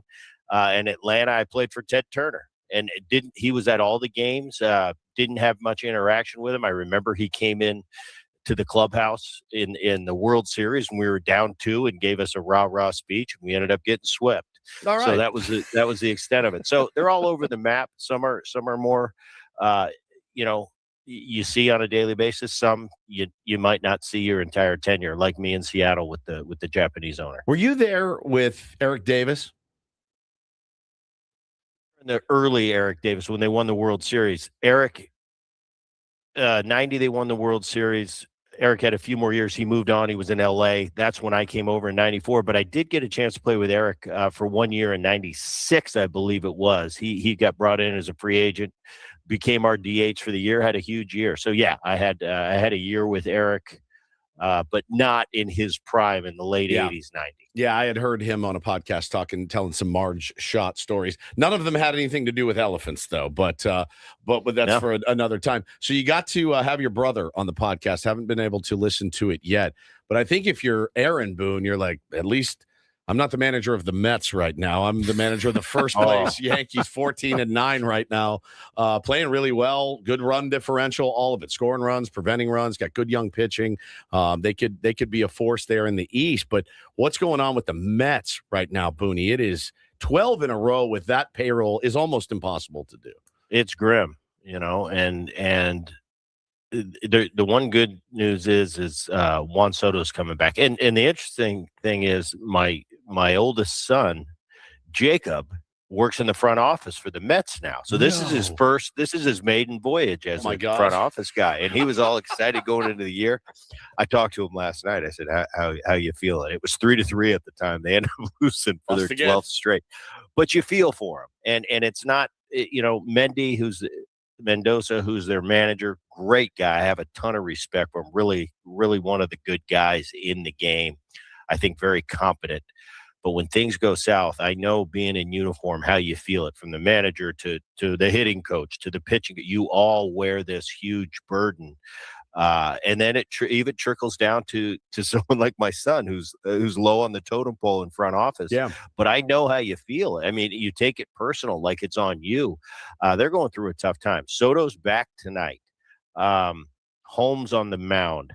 You've got to break it at some point, but I wish that on nobody. What they're going through, I watched that game, and you could just feel it through the TV last night. Like, these guys, they've got no chance. Everything's going wrong. Devin Williams blows another situation in the 9th inning. He's getting booed coming off the field. They're chanting Byron Buxton's name in New York like they're pulling for him now. Wow. Almost a mockery of the team. But, hey, you play in New York, it's the bright lights, it's big time, and we're big boy. You're a big league. You got to handle these tough times. It makes you stronger in the long haul. But I don't know. There's too much talent on that team to go like this. But I'm starting to look at that Mets team. I had high hopes for them in the beginning of the year. I thought they were going to be really in contention. Atlanta's kind of taken over that division again. Philly's really struggling. The Mets are really struggling. But long term, I don't know. This might be a long year for the New York Mets. Brett Boone is the host of the Brett Boone podcast. All insider calls presented by Grainger for the ones who get it done. Padres are heading to Mexico City this weekend, which is like Coors Field plus. Oh, wow. Bet the over. That's what we thought. I mean, we kept saying this week would be the time that, Tatis will get his first home run. They'll get some, unlocked offensively, and they start with a 1-0 game. At least they won it, though, man. At least they won that one. Hey, that's all that matters. W's is what matters. That's it. Player, person, whatever your capacities. You come out of there with a W, it doesn't matter. Hey, let's do it again. Yeah, I said it this morning. There are wins. You got to flush the losses ASAP.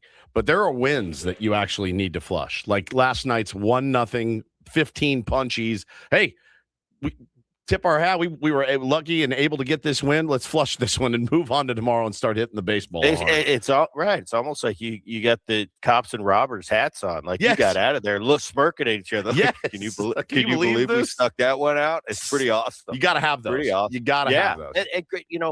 The great teams I've been on, you win those games. Yep. You win those games when you shouldn't have won them. Yep. Brett, really appreciate it. As buddy. always, great stuff. We will chat with you again next Wednesday. Have a good week. You got it. Thanks, guys. There he is, Brett Boone. Again, Insider Calls presented by Grainger.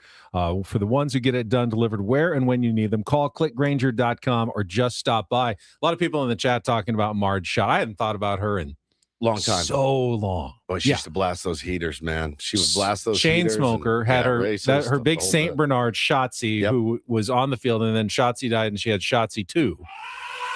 Just like someone would go around like picking up after the dog poop on the field at Riverfront Stadium because she just let him have free reign over anything. And yes, she's the owner. She was a massive racist. Like, she's got suspended for a year and very unapologetic. Correct. I will say this about Marge Schott. She was very equal opportunity about her bigotry. Correct. She didn't, if you were of any color, any persuasion, she was racist against you or biased against you. Yeah, religion and everything. She was, and apparently, listen to Eric Davis talk. I mean, you hear stories, you're like, excuse me, whoa, like that's. She was also famously cheap, usually. Yeah, very. She very actually cheap. got mad. She got mad when they won. When the Reds swept won the World Series in a suite because she thought we would have made more money for the more home games in Yeah. games 6 and Oh my 7. God. She was furious. And she wouldn't pay for a team party because the team won the World Series too quickly. Correct. And she missed out on those extra playoff games that they would have had at home. But she did pay for elephants, apparently at the team party. Man, that's wild. It's like a dude. Succession birthday party Yeah. for 13-year-olds. Yeah. And this is how you entertain your Major League Baseball players. Making your players ride the elephant too it's very weird. Come on, Booney. Come on, get on there. Unbelievable. I've never heard that story No, about me- Marge Schott. me That was neither. incredible stuff from Brett Boone. All right, we will come back. Hour number 3 includes our management report. Craig Stammen will join us at 8:35. Before that, we got Take on Woods, so don't go anywhere. Ben and Woods continuing on San Diego's #1 sports station, 97.3 The Fan.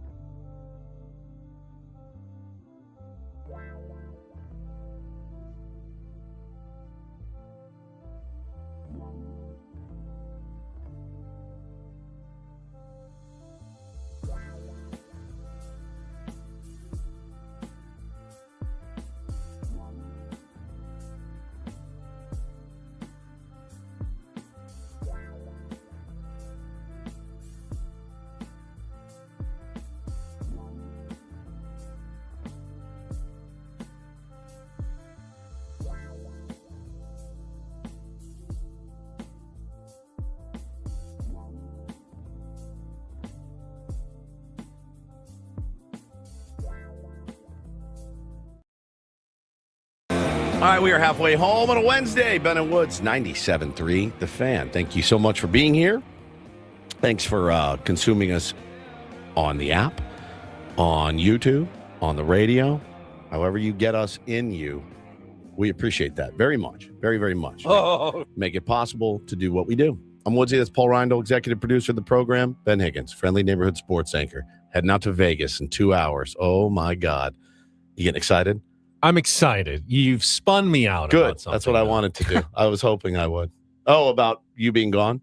No. Oh, what did I spin you out about? So I was when I was packing yesterday, I had to pick 3 or 4 hats I wanted to bring with me, and I just kept looking and going, no.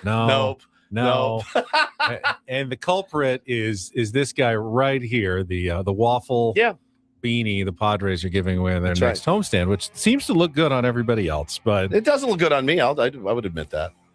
It doesn't look good on you either? Oh, no. You want to see me in it? All right, let's see you. We put you through it yesterday. I did not look your good turn. It's definitely better with the palm on top, though. It doesn't quite look like a reservoir tip like yours. Not the palm. And Paulie posted the palm. Paulie posted the picture, the screenshot yesterday just on social media. Let me try it without. I don't know that anyone's ever looked worse than you in the palmless hat. Yeah, for sure. It was a tough one. It was a really tough one. I'm having a hard time getting. Anybody ever tell you look like a? Yeah, look like a pee-pee. My kids, by the way, they died when I said that on the air yesterday. All right, here we go. So this is palmless. It's at least more rounded when you wear it. I don't know why mine just. It just, way better on you. Here, I'll take. No. Why? How did you get that big crown in it? I don't know. What's totally that bubble? on It's Ben, totally on Woods. different. What is that bubble on your I on the look top like of one your of the head? cone heads You from do. the old Saturday Night Live skit with Jane Curtin. And I'm pinching the tip right now. It still goes down. But it stays up for me. The tip just stays. I don't look half bad in this, actually.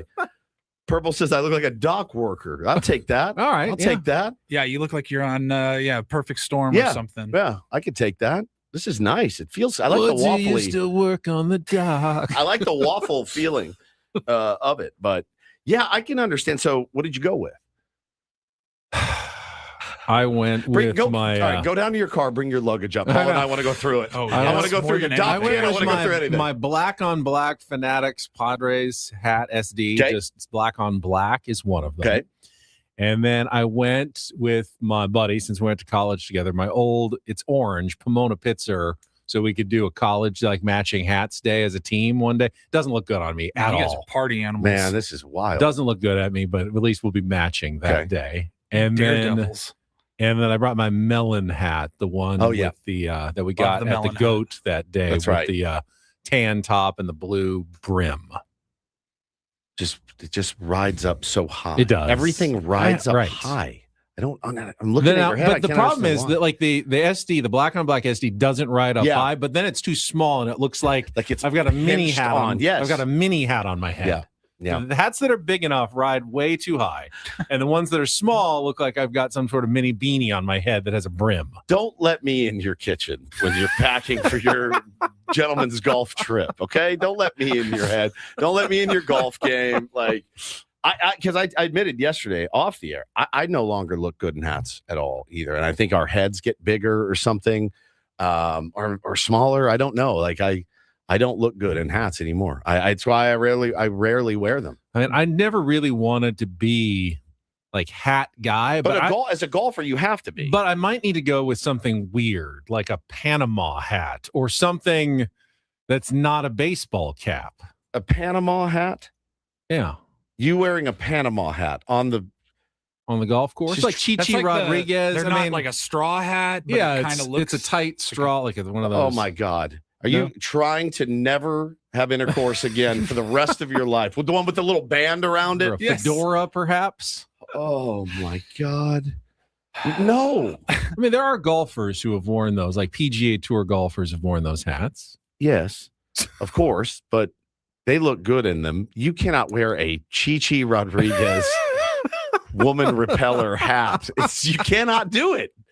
You cannot. I see those guys on the course. If you wear it confidently enough, I've been told that you can rock whatever. Are you 85 years old? Yeah, you're 100 years old. I'm getting there. Just wear a ball cap. You look fine. All right. It looks fine. It doesn't look terrible. I have like I don't even golf very much. You have a and bunch I have of like golf hats. 20 golf hats that say Callaway. Yeah, or I've got golf whatever. hats. I'm just afraid to put them on now. Well, it's because plenty of hats. when Every tournament you've ever played it, and they go, "Hey, here's a hat." I have millions of those, and none of them look good on me. When you when you wear those, it looks like a 10-gallon hat, and I don't know why. It looks like it's sticking up so high.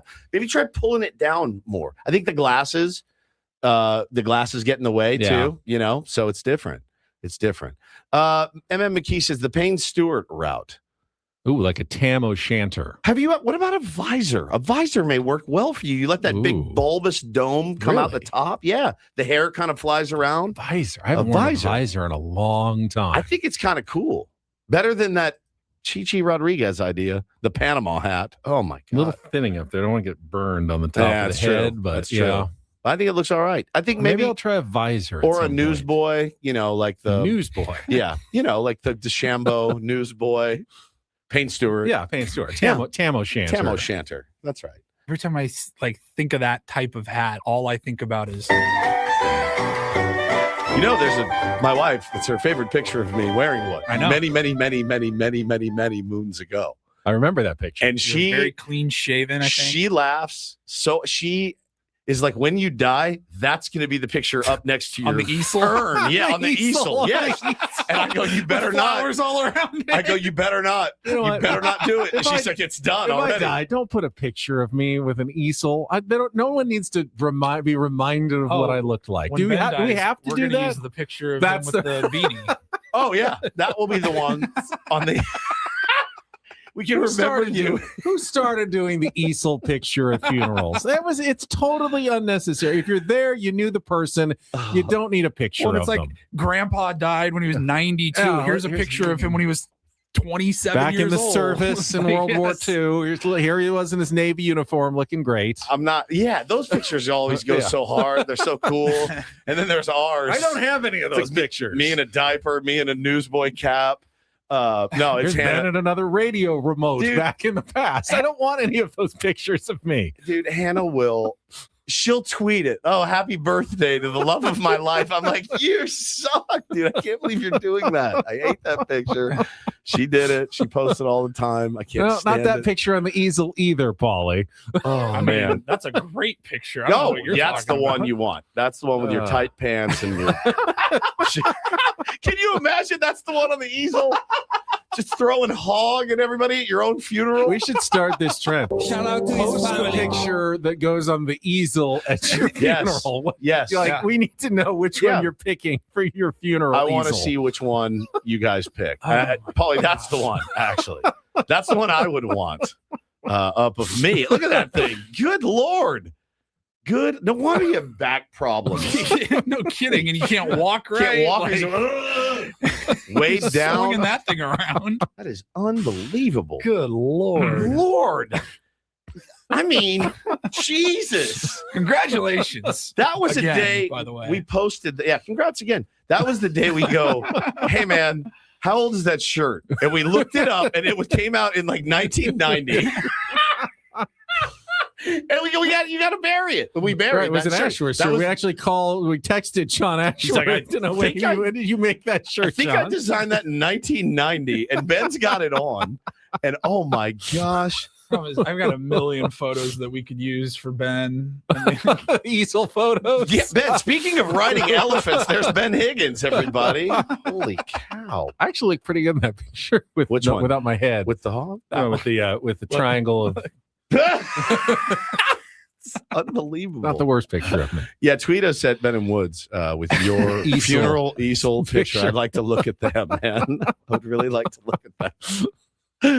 Yeah, I'm really happy for you that you get to go, and we'll be fine without you, I guess. Still haven't gotten a text to get suspended yet for the next 2 days. You're working on it. You've only got about an hour and 50 minutes left to get suspended for the next 2 days. Yeah, that'll be so great. You're suspended. All right, well, fine. Without pay is fine. Stay home. And you'll be back when? Sunday?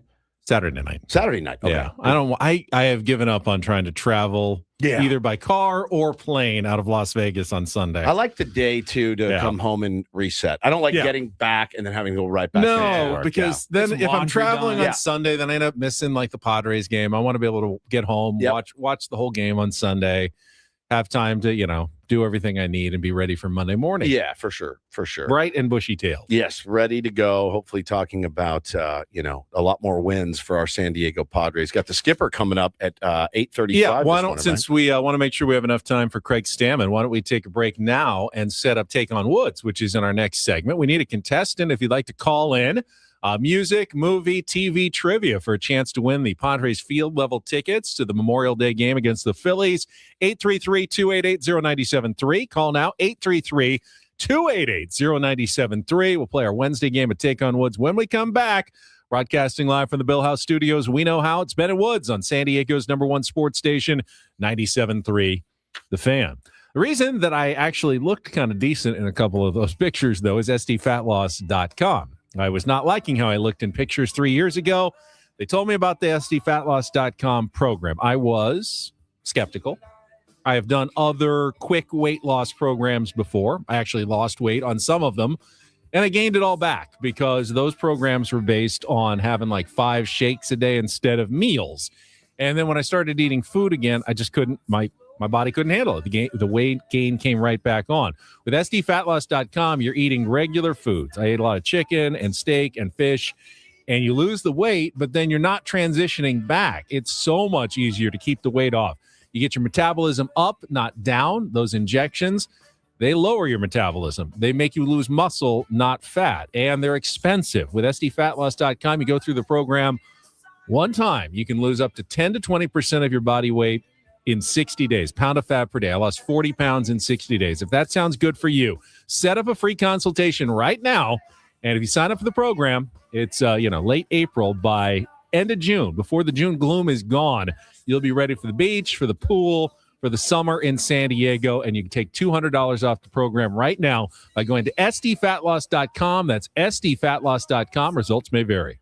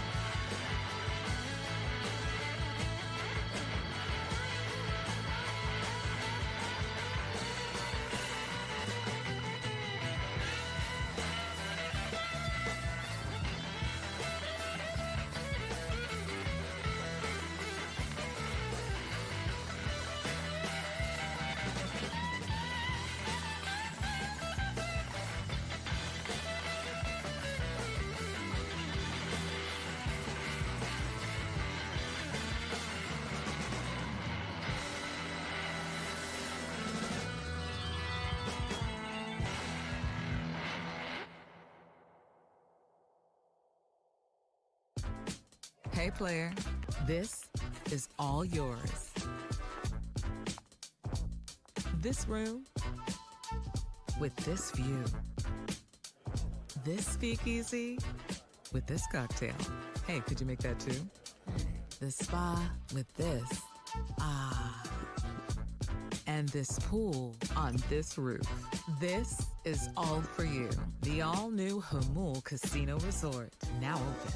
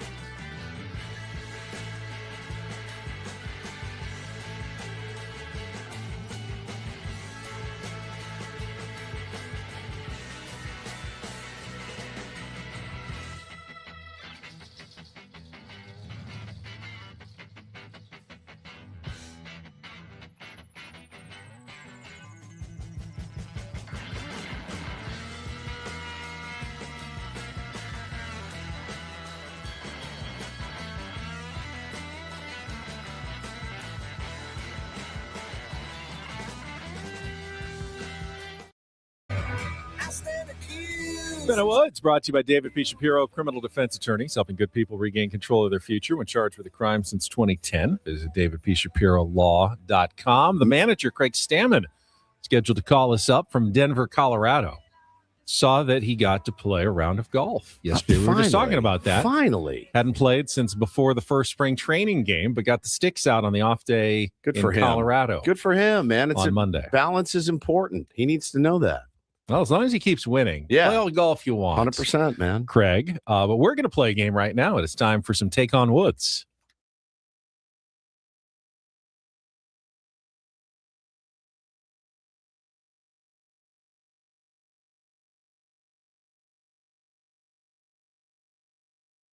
Take on Woods, brought to you by Bail Arms, security and fire alarms for every business. We got you. Oh, we got a regular here. Guy is up. Hello, Guy. It's been a while.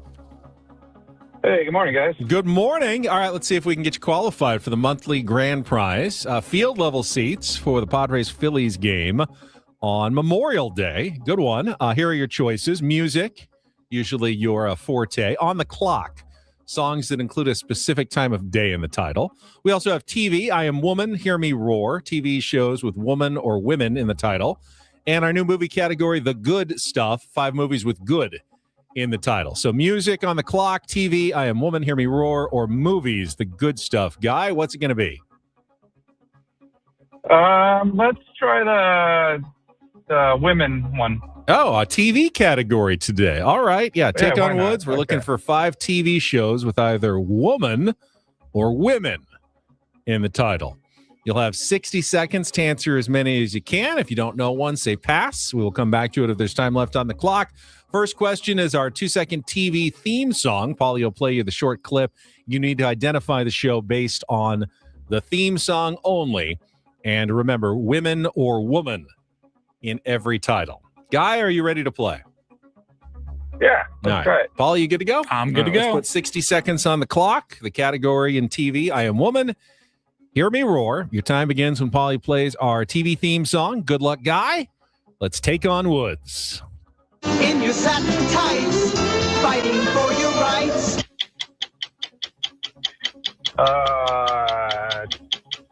Pass. The Southern accents were strong at Sugar Baker and Associates, in which 80s CBS sitcom about female co-workers and friends in Atlanta. Designing Women? Correct. Jane Seymour starred as a physician seeking adventure in the Old West, in which 90s CBS drama that ran for 6 seasons. Dr. Quinn, Medicine Woman? Correct. Which 1970s ABC spinoff of The $6 Million Man starred Lindsay Wagner in the title role.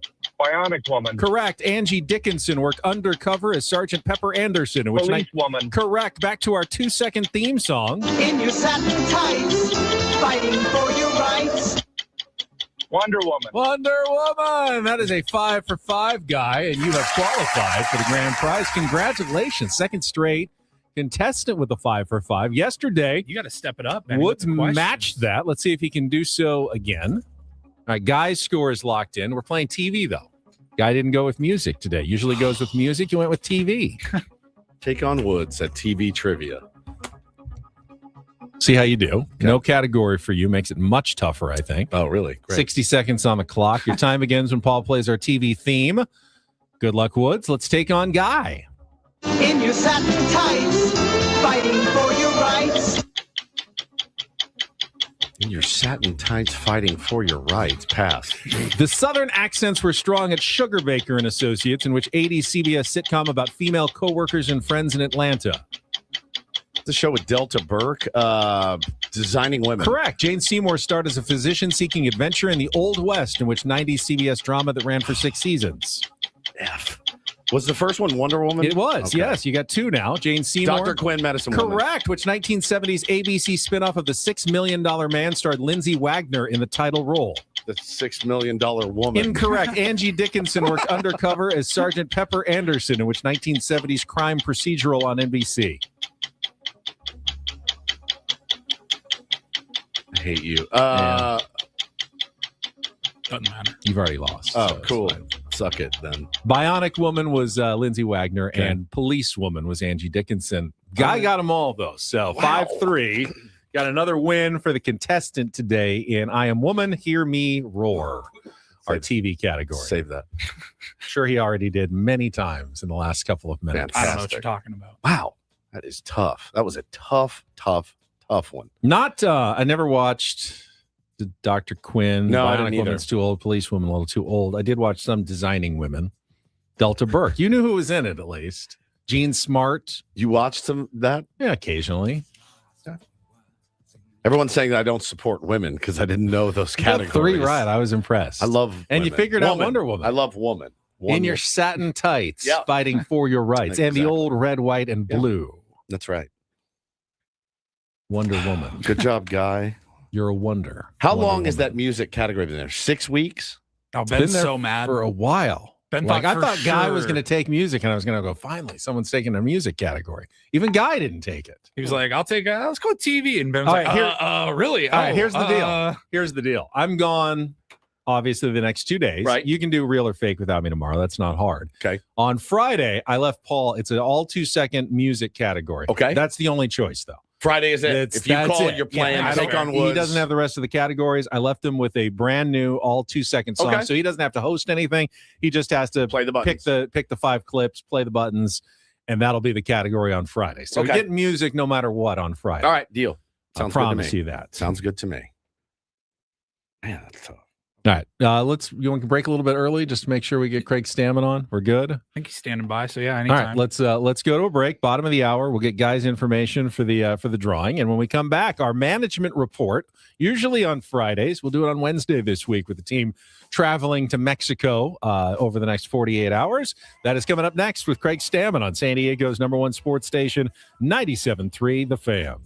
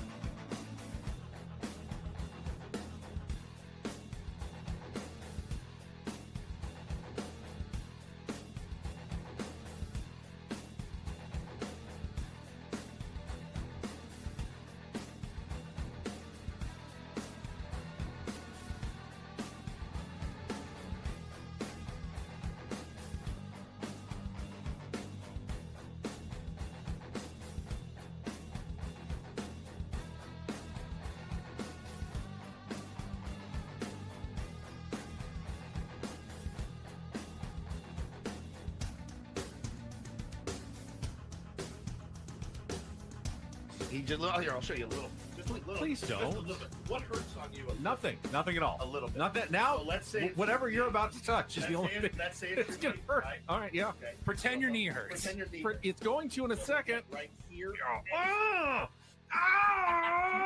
That is not pleasant. Hey, player, this is all yours. This room with this view. This speakeasy with this cocktail. Hey, could you make that too?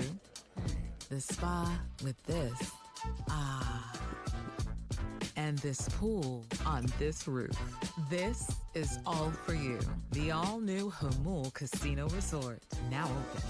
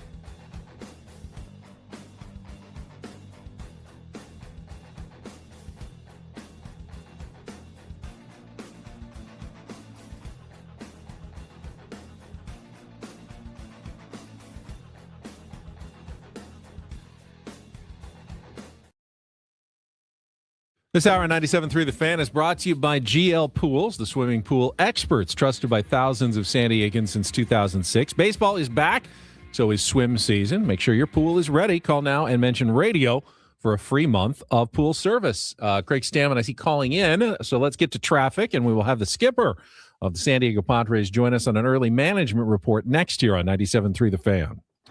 From the 855 Get Ross Traffic Center. Injured? Demand justice. Demand Jurowitz. 855GetRoss.com. Between the 125 and the 15, the 5 northbound slow between the 54 and the 163. The 805 northbound very slow from the 54 to the 94, then sluggish to the 52. This traffic report is driven by your local and veteran-owned Manny Machado Ford in Lincoln and La Mesa. Hop into a new ride at local veteran-owned Machado Ford in Lincoln. Right now, lease a 2026 Mustang EcoBoost Fastback for just $299 a month, or a 2026 Mustang Mach-E Select for only $349 a month. For more details about these offers, go to SedadoFord.com. Time for our Padres Management Report. It is brought to you by SDCCU. It's not big bank banking, it's better. And we thought a week and a half ago we had a lot of trouble coming up with questions because of all the wins. Well, it hasn't gotten any easier for us because the Padres just keep on winning. Good. And we're joined right now by the way. manager of the San Diego Padres from Denver, Colorado. Craig Stammen is with us. Craig, congratulations. First place San Diego Padres. Might as well say if it's true this morning, and it is. Yeah, that's a nice ring to it. I didn't even know that. You know, we're kind of focused on the day-to-day, but when you're first in the stands, I guess that's always a good thing. I was really was listening to Jesse Agler last week calling a game, and he said, man, we were down in the dugout with Craig, and somebody asked him if he missed golf, and he kind of hung his head, and he's like, yeah, I miss it very much. And I came on a big rant the next morning about you need balance. Like, you got to find some balance. You know, you can't just be all Padres all the time, Craig. I know you're a new manager and all that, but I hear you did get to hit the links yesterday. I also Monday. Monday. I also hear it went pretty well, which is infuriating if you haven't picked up a club that long and you're breaking 80 after that long. How did that feel to get out there? Felt good. You know, it'd been a long time since I think the last round was the day before full camp started in spring training. So it's been a long time coming. We were kind of jonesing for it, a few of us coaches, and we finally got out and had a good time on Monday. Was Punto there? I heard he's an absolute beast. Oh, yeah, he's good. Ryan Going's good. They both kicked my butt that day, and then we had a few other guys that played pretty good too. Well, I'm heading right after the show to my buddy's member guest up in Henderson, so I'll just let you be jealous. I get to take a couple of days off. You don't. You got more games to manage at Coors Field, the noted cavernous Coors Field, where runs are at a premium every single day. Sometimes it only takes one, Craig, to win a game at Coors Field. Sometimes that was pretty crazy. 1-0 game at Coors Field, not too many of those. So, you know, it's good to be on the front end of that and winning that game. So, I mean, we watch this team, you know, night in, night out, and everybody's finding a way to get it done. It's not always pretty, but it doesn't have to be. You know, there's no style points for wins at the big league level, Craig. From your team, it just the difference. They just feel like everyone's pretty loose. Like, and there are guys that are struggling and scuffling right now, but it doesn't seem to really be affecting mood a lot. What can you attribute that to? Yeah, I think it's just guys that are focused on, you know, the team and putting team first over themselves. And, you know, that's not easy to do, you know, especially in the big leagues, and not easy to do, you know, at any time in your life. And all these guys have kind of bought in, you know, the winning's fun, and they're enjoying it. They're enjoying their teammates that are having success, have success. And they know, I think the other part of it is they kind of know that sooner or later it's going to turn around for them. Yeah. And when it does, then we'll really be clicking. So, you know, right now, feels good to get the wins, even though we're not probably hitting on all cylinders. And then when we start hitting on all cylinders, it's going to be really good. Let's talk about Manny for a second, because he stung a ball yesterday, turned into a force out, but comes up with the critical at-bat of the game and would be very easy to press in that situation, try to drive in runs, and ends up taking his walk and forcing in the only run of the game. And his chase percentage rate is way down. Is that something like you guys saw him working on in spring training? Is that a conscious thing for Manny Machado this season? You know, I think it is. One, it's something we've talked about is, you know, increasing his walk rate a little bit. But, you know, it's not like one thing to say it and then another thing to do it. And then how are you doing it? And I think, you know, the biggest part is Manny's pretty smart and knows when he's swinging it good and knows when he's just a little off. And I think if you'd ask him right now, hey, are you swinging it really good? He'd say, heck no. And so I think he's just finding a way to impact the game when he's just not swinging it right. And that just speaks to how good a player he is. He knows how much the pitchers are going to respect him, you know, on a daily basis. And when he can just take good at bats and figure out a way to get on base, it's going to be good for the Padres. And last night I was a big at bat against a really good pitcher in a tough situation. Yeah, it really was. Talking to the skipper, Craig Stammen, here on Ben and Woods this morning. I wanted to ask you about another player that you have from Miami, Nick Castellanos, who had stung the ball kind of early. He had some bad luck. Some of the catches against him earlier in the season were rough. How's he doing, number one? And, you know, kind of limited in his playing time right now. Everything good with Casty? Yeah, I think he's hanging in there. You know, he's obviously getting used to a different role of not being an everyday player. Yeah. You know, and he's working his way to be that person if we need him or when we need him. So it's tough. It's definitely an adjustment for him, but he's been nothing but great in the clubhouse with all the guys. He's definitely a leader amongst those guys. He's got some humor. He brings some humor to the room. And then, he's going to get his times. And like you said, he's had some bad luck that series back home in Colorado. Before that, he's hitting the ball pretty good. So see if we can get him hot here in Colorado. I think he's starting at first base today. A little nugget before you guys get the lineup. Breaking news on Ben Woods this morning. Breaking news. Finally. Nick Castellanos playing first base. Yeah. So, he'll be in there today. We'll see if we can get that bat hot and, carry it on through Mexico City and then get him back in there when we get back home. It's our SDCCU management report with the Padres skipper, Craig Stammen. Dude, Craig gets it. This is like the fifth manager we've had for the manager report. That's right. All we want is some breaking news. Just some breaking news. Just one time. Just one time, and we finally got it. I'm here for you guys. Thank you. Craig, let's talk about your non-robotic closer. The one that, delivers like a robot. He's programmed to get 3 outs and strike everybody out. You stayed away from him last night. You panicked the entire city of San Diego last night. Just so you know, my phone was like, "What's going on? What is he doing?" But what do you guys think I was feeling in the ninth inning? That's what I want to ask. How hard is it knowing I have this weapon? Like if I use him, I know he's going to get the 3 outs. We're going to win the game. But I can't use him every time. So sometimes I just have to stay away from him. That's got to be tempting though to know because he's so reliable. Yeah, it's so tempting is right. And I think, the only way we can do it is if we plan out ahead of time. And we kind of decided on Sunday in Anaheim that if we used him that last day because he'd gone, 3 in a row, a couple of days off, and then 4 out of 6, we just felt like if we used him that Sunday, we just were going to give him 2 days off no matter what. And so that was the plan. We stuck to it. 1-0 game. And the other good part is we have such a great bullpen. We didn't put in Mason Miller, but we brought in Adrian Morahone, which is, arguably one of the best left-handers in all of baseball. So, it wasn't all that bad. We were pretty confident in Adrian being able to get the job done. Well, he's looked fantastic since, some early season. Again, bad luck for Adrian. Jason Adam, I thought, looked as good as I've ever seen him last night. To be able to have and deploy those weapons in a game like that at that place, the way he got his slider to spin, the way his changeup danced last night, Craig, was a thing of beauty to watch. I was watching with my 8-year-old son, who was just blown away. He just goes, "How do you hit that?" I go, "You don't." Yeah, he pitched good. He's rounding into form, coming back, getting his sea legs under him a little bit. So, we just have a lot of guys that we can go to at the back end, and Jason's, the leader down there amongst those guys, and it's good to see him bringing his best stuff to the game in a tight game in Colorado. Walker Buehler today, but I want to ask you about Matt Waldron, scheduled for tomorrow for his second start. Obviously, probably not what he was hoping to see in his first start, but we saw that from a couple of guys. I don't know if it's adrenaline. What did you see kind of from Matt Waldron and the adjustments you want him to see going forward with him?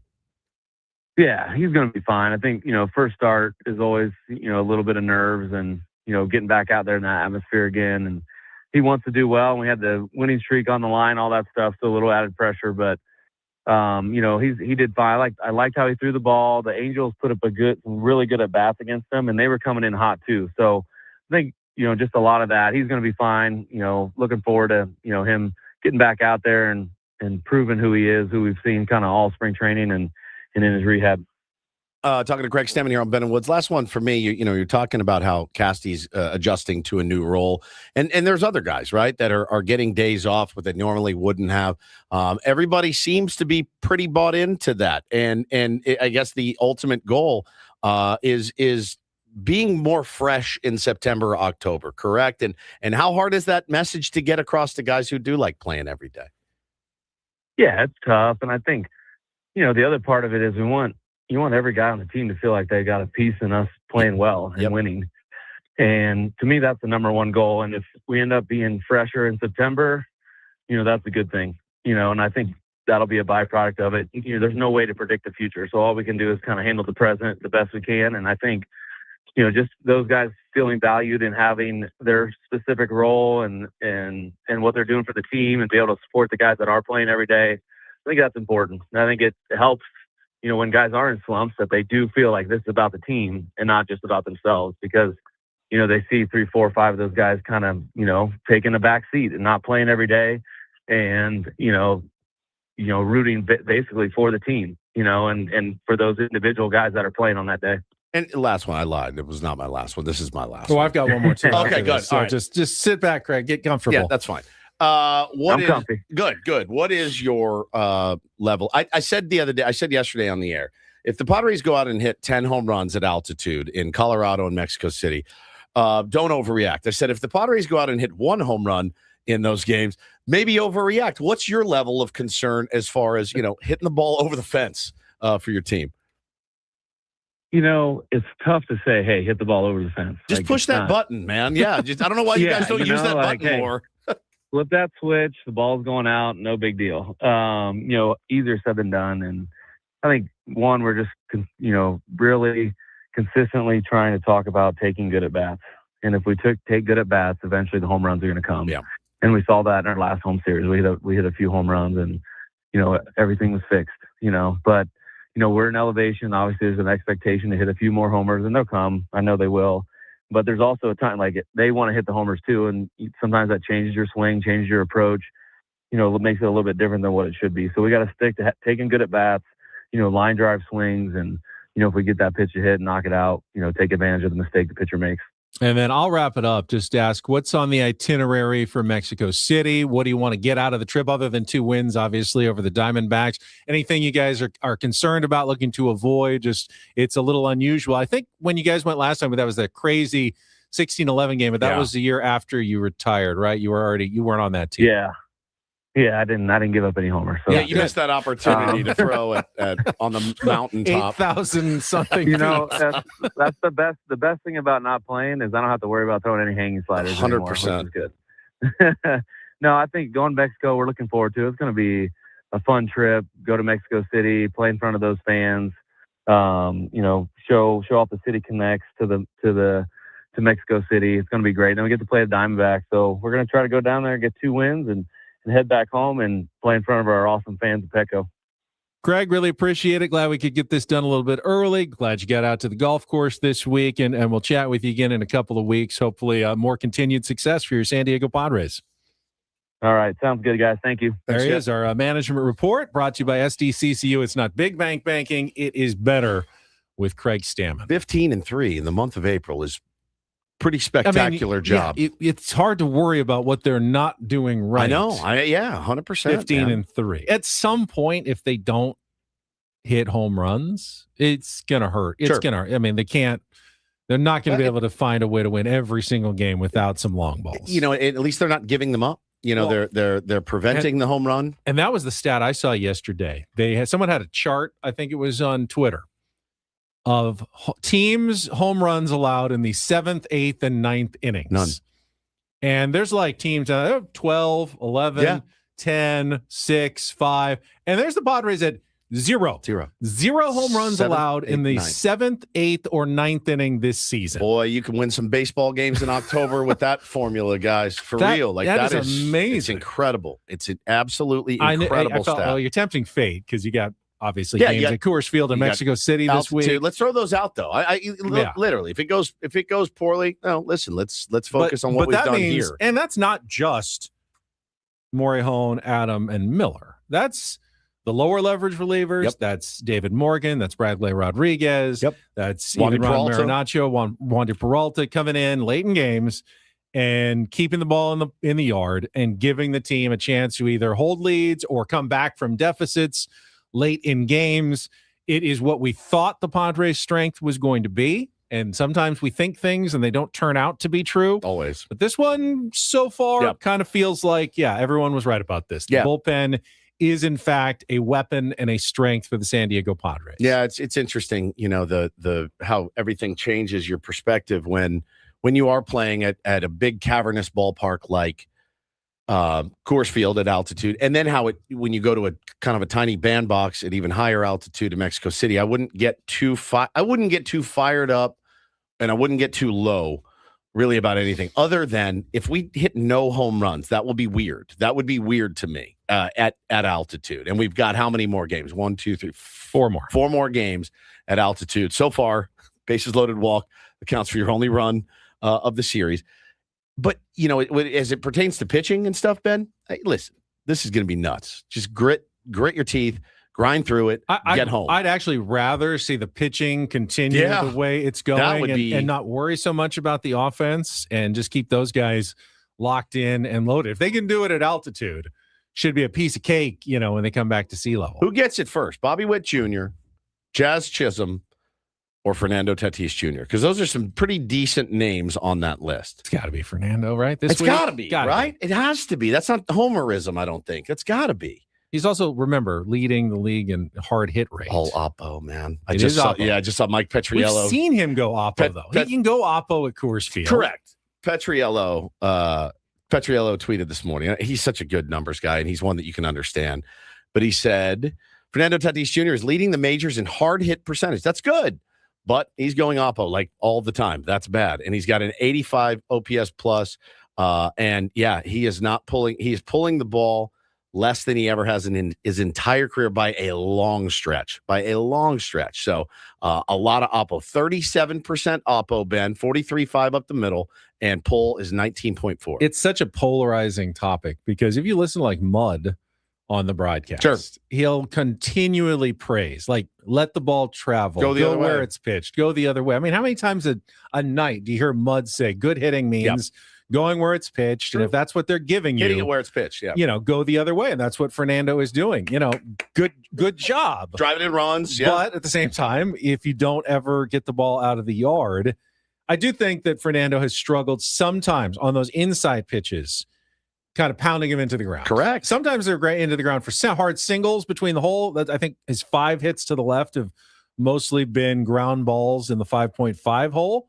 His hard hits to the right have been a lot of scorched liners. There's been some scorched outs, but those are mostly going to the right. Yeah, no question. And you're not going to get a lot of home runs at Petco Park. You could this week, though. Coors Field, Mexico City, certainly he can go out to right field. Yeah, so no doubt. I feel like it's coming this week, and then maybe that just unlocks a little bit more. Yeah, I would hope so. I hope so. You will need him to have some over the fence power this year. A couple people in the chat noticed that Craig Stammen may have dropped another nugget of news beyond just the Nick Castellanos. Oh, I did not pick it up. The Padres, he said, well, we're wearing the City Connects in Mexico. Oh, I did not catch that. I was wondering if they were going to. Usually they only wear them on Friday home games, and these are road games technically, but they did. I was going through actually some of the highlights last night. They did wear their old City Connects in Mexico City last time when they went at least one of the games. So sounds like at least one of the games they will be wearing the City Connects, technically for a road game against the Arizona Diamondbacks, because those are both Diamondbacks home games this weekend. I'm okay now, right? Like here on Wednesday. Today's Wednesday? Yeah. Yeah, I'm here. I'm okay on Wednesday. Saturday, I already got a DM from a tier 1 that's in Mexico City because there's so many tier 1s here. You really should have tried to make it. We couldn't make it.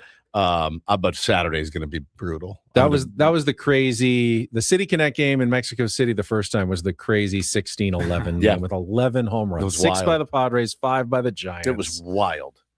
It was. We won that game, right? 16-11. Yeah. It was never felt like you had it in hand, though. No. No. How many runs you scored that day? Definitely not. Soto went deep. Tatis went deep. Manny went deep. Nelson Cruz went deep. I mean, it was one of the wilder offensive games in baseball that season. Let's get after it. Sheetsy and Merrill and Manny and Toddy. That'd be electric.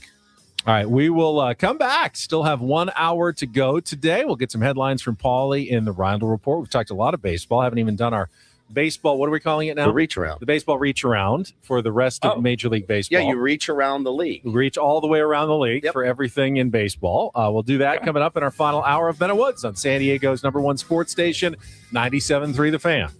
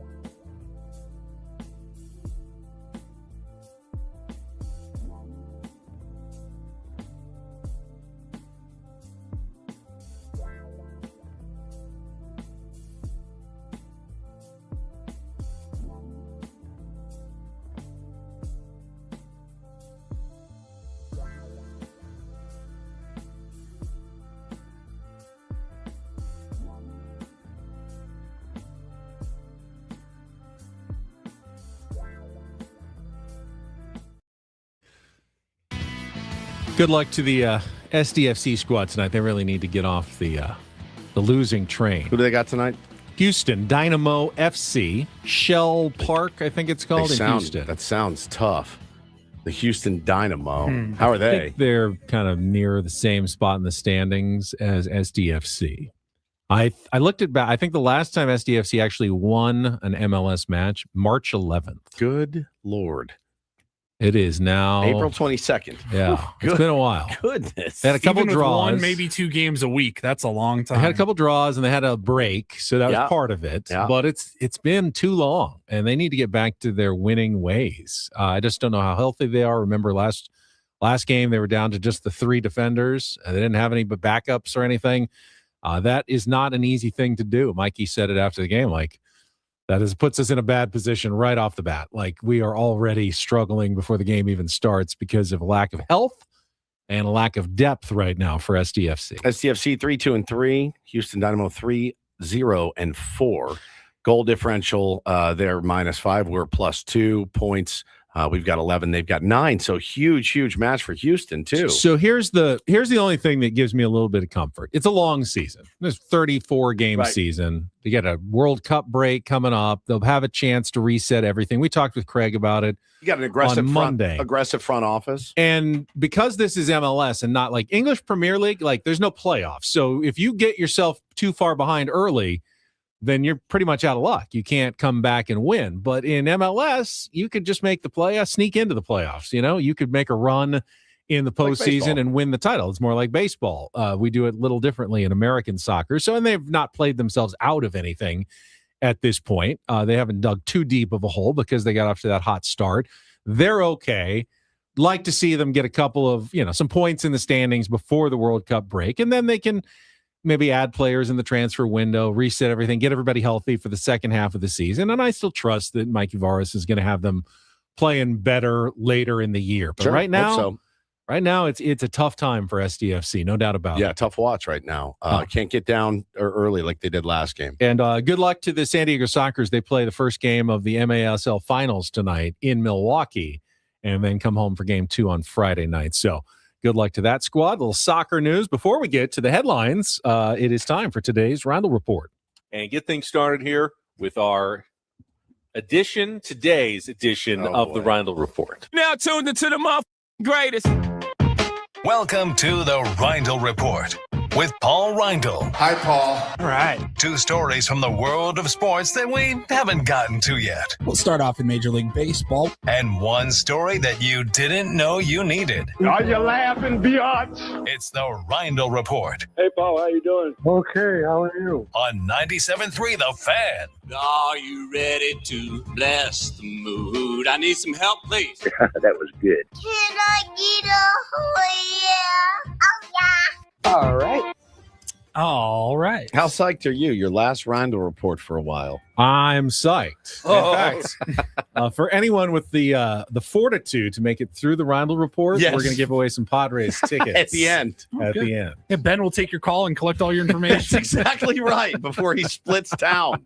Tomorrow, I just want to let everybody know, will be a 2-hour Roundel Report starting at 8 a.m. We can just do 4 hours. We can just start the show with some goofy stuff. You just throwing headlines at me the whole show? I'm in. I am in. That's where I'm at my best. Today in Jelly World. Jelly Roll World. All right, let's get started. This story fascinated me. I just saw it this morning.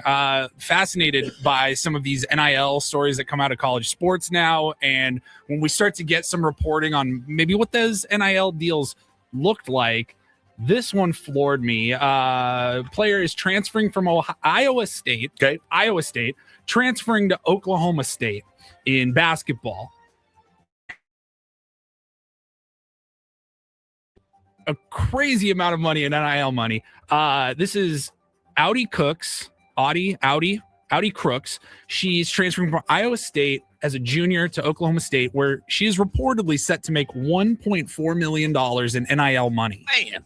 And that will make her the 3rd highest paid women's basketball player in the world, behind Asia Wilson, who just signed a massive WNBA contract, and Aaliyah Boston as well. So 2 NBA or WNBA superstars and this college junior are the top 3 women basketball players paid. So I hadn't seen this story, but it has me thinking already. At some point, I mean, with the WNBA deals with salary cap issues and stuff, the women's basketball, college basketball, if they're going to be able to pay players top level like that, you're going to want to stay in college forever and ever if you can. No doubt, and not ever man. go pro. Like, we're making more money. It's already happening in college. Former Notre Dame quarterback Riley Leonard, I think it was Riley Leonard that came out and said, "Oh, I've made way more money at Notre Dame than I do with the Indianapolis Colts. Way more." So, yeah, I mean, that's why not? Why not? Is a weird dynamic. It is. I do know that there has been more growth, like financial growth in women's sports exponentially than any other sector, I think, of the sports economy. Women's basketball, one of them, but women's soccer, the fan bases, ticket sales, everything is just up huge. So, absolutely, they're capitalizing on that, and the players should be capitalizing on that with bigger NIL deals, bigger contracts, and as we go forward. When's that going to happen for radio? The big radio. Yeah, the big radio resurgence. It'll probably happen a year after we quit. Yes. Probably. Yeah. Cool. No, Audi Crooks, man, she's 6'3". She's a big girl. She looks like just crushes the competition out there. They have no defense for her. Some of her games this past season where she averaged 26 and 8 a night. But she had a game where she had 35 points and 13 rebounds on 17 of 21 shooting. Good Lord. They just cannot stop her. She had a 47-point game with 76% from the field, 43 points, 78%. My 41 God. and 13, 37, 35 and 13. Like she doesn't miss. She is. Welcome to the Final Four, Oklahoma State. Right. That is how you. Yeah, exactly. Oklahoma State. They put up some big money, and now they're expecting 100% Final Four. Final Four or minimum, bust. Yeah, at or minimum bust. next year. That's awesome. All right. We'll switch over to hockey. I did not watch any hockey, but I did see a clip of something that happened with some celebrating Colorado Avalanche fans right behind the LA Kings bench. There was a goal scored, and the fans were celebrating so much that they actually shattered the glass behind the bench for the Kings, and all of this glass panel shatters all over one of the coaches. Oh, all the Kings. players too. And the players, you can hear it a little bit on the broadcast. It's just the celebration of the Wedgwood save. And the entire pane of glass lands on Coach Smith. He's going to need a shower. A full hose down. Hose down. Not sure how that happened. That was in the second period. I thought that was maybe with the overtime game winner because they ended up winning 2-1 in OT. But thing just cheap. Is that some cheap ass glass? I mean, the shatter. You can see the paint falling. They must use good panels though. They got hockey pucks that hit those things at 100 miles an hour. And these fans were just beating on it and shaking it, and it just crashes all down on this guy. It used to happen at Seals games where they would get a little rowdy and they'd beat the glass, but the glass would just sway. And you would think, oh, one of these panels is going to pop out and land whole on the ground. I never once thought this is going to shatter in your hands if you do this. I wasn't even sure they were glass. I thought it was like plastic is what it felt like. I've been up against those. They got all kinds of streaks on them and stuff. Like you go to an old hockey rink, you can barely see through that stuff. It gets so beat up over the years. Yeah. But I didn't think at an NHL game you'd see something like that. It's always crazy. How embarrassed are you if you're the fan? When a backboard breaks on a dunk and shatters and you see that sometimes? I thought that was the coolest thing. When I was a kid, Daryl Dawkins going up and ripping that, I thought it was the coolest thing of all time. I was like, who's strong enough to do that? But imagine you're that fan. Yeah. And the coach is like, dude, what? I didn't do it. Said whoever that guy was just kept pushing and pushing and pushing. I looked back because it hit me a bunch of times and then it broke. Yeah, the pain keeps hitting you. They're already pushing it. And he's like, hey, buddy, chill out. And then all of a sudden, just shatters. That's crazy. So who won the game? Colorado, 2-1 in OT. Okay. 2-0 series lead over the LA Kings. Good. And then finally, we'll wrap it up here. A little local story. Woodsy told me this morning that the San Diego County Fair concert series for the summer has just finally been announced. Yes. I do this time of year. I'll always check around all the local venues, especially the outdoor ones, and just be like, all right, summer concerts out yet? What we got looking forward to? So if you do like any of the fair concerts. I thought we could go through them. It starts on Wednesday, June 10th. This is the Corona Grandstand stage. Okay. Chicago. Cole Wetzel on the June band 12th. Chicago? Yes, the band Chicago. Saturday in the park. I think I've heard of Cole Wetzel, Yeah, but he's I a don't. country singer. Okay. Grizz with Sippy. Grizz with Sippy. Sunday, June 14th, Los Tucanes de Tijuana. Nice. Oh, yeah. They play at the Gallagher Square sometimes. Sure do. Yeah, they do. They do. And I love them. I do too. I think they're great. Same. Brett Michaels and Night Ranger are going to be playing on Wednesday, June 17th. Yes. When is it? Wednesday. Wednesday, June 17th at 7:30 p.m. Sister Christian? My wife's number one favorite song of all time. Really? Is Sister Christian. I told her, I'll go. It's on Wednesdays, Paulie said. You know it's their last song. Brett Michaels probably going to open. Yeah. And Night Ranger, 1,000% the last song. It won't be the first song. What's your price for flight? I love that song. I love it. With fuel costs going up, prices way for more. flight way more nowadays. I'm not going to miss those jokes for the next 48 hours. Those are the ones I'm happy to leave. Leave right in the crapper. I'll do my best to stifle all of my dad jokes. But you know that's their last song. You know it is. Oh, absolutely. Couldn't name another Night Ranger song, actually. Yeah, don't tell me you love me. Don't tell me you love me. Oh, yeah, all right. Yeah, that's a jam. Will you go be seeing Gabriel Iglesias, Fluffy, the comedian? Gabriel. Is he related to the other Iglesiases? No, I Julio? don't think so. No, I don't think so. There's more than one Iglesias. Marshmallow is the DJ performing. with the big marshmallow head. big That's marshmallow fun. head. 4B. That's fun. Okay. All right. Good Charlotte on Saturday the 20th. Okay. I actually might go to that one Okay. on a Saturday night. We've got Pancho Bazara and Banda Machos. Okay. Nelly is performing on Thursday the 25th of June. Does he still wear the Band-Aid? I don't believe he does. No, he's ditched. Keeps the glare out. No, he just wore one He had like a Band-Aid. Band-Aid It's in like the his early bit. 2000s. Yeah. Marin Morris on Friday, June 26th. El Coyote and Chuy Lizargo. AJR. And then that's the grandstand stage. The Chevrolet concert Paddock series also has a few. Blue Oyster Cult on Wednesday, June 10th. Don't fear the Reaper. Hoobastank on the June 11th. Oh, The Reason. The Reason. That's sweet. That will also be their last song. Morgan Lee Band. Okay. ZZ Tex. There's some like cover bands. So they're a ZZ Top cover band. Yeah, this one just says Country Night. Country Night. Okay. The Red Knot Chili Peppers. Red Knot Chili Peppers. Oh, what about the Red Hot Chili Pipers? Damn it. You couldn't get them for the Paddock stage? Los Lonely Boys will be there. Nice. CNC Music Factory. And Jock Jams. Look at him. Dun, dun, dun, Let's see. dun, Top dun. of the World, a tribute to the Carpenters. Matthew Phillips, Kiss the Line. Jefferson Starship on July 3rd. And- Like the real Jefferson Starship? No, they're all dead. Okay. Just a tribute to I think Jefferson they're all Starship? dead. It says Jefferson Starship. I don't know if that's a tribute or not. And then I'm just going to go ahead and say it. I will not be making it to Friday, June 26th at the Paddock concert series. It just says Chasing You. It's a cover band. It's the Morgan Wallen Experience. Oh, no. Wow. And I He go, has a what cover could be band. worse than Morgan Wallen? Okay. Morgan Wallen impersonator. Yeah, no doubt. David Freiberg is the sole remaining original member of Jefferson Starship. He remains joined by longtime drummer Donnie Baldwin since 1982. Donnie Baldwin, Chris Smith, Kathy Richardson, and Jude Gold. Not a single Jefferson among them. No. No.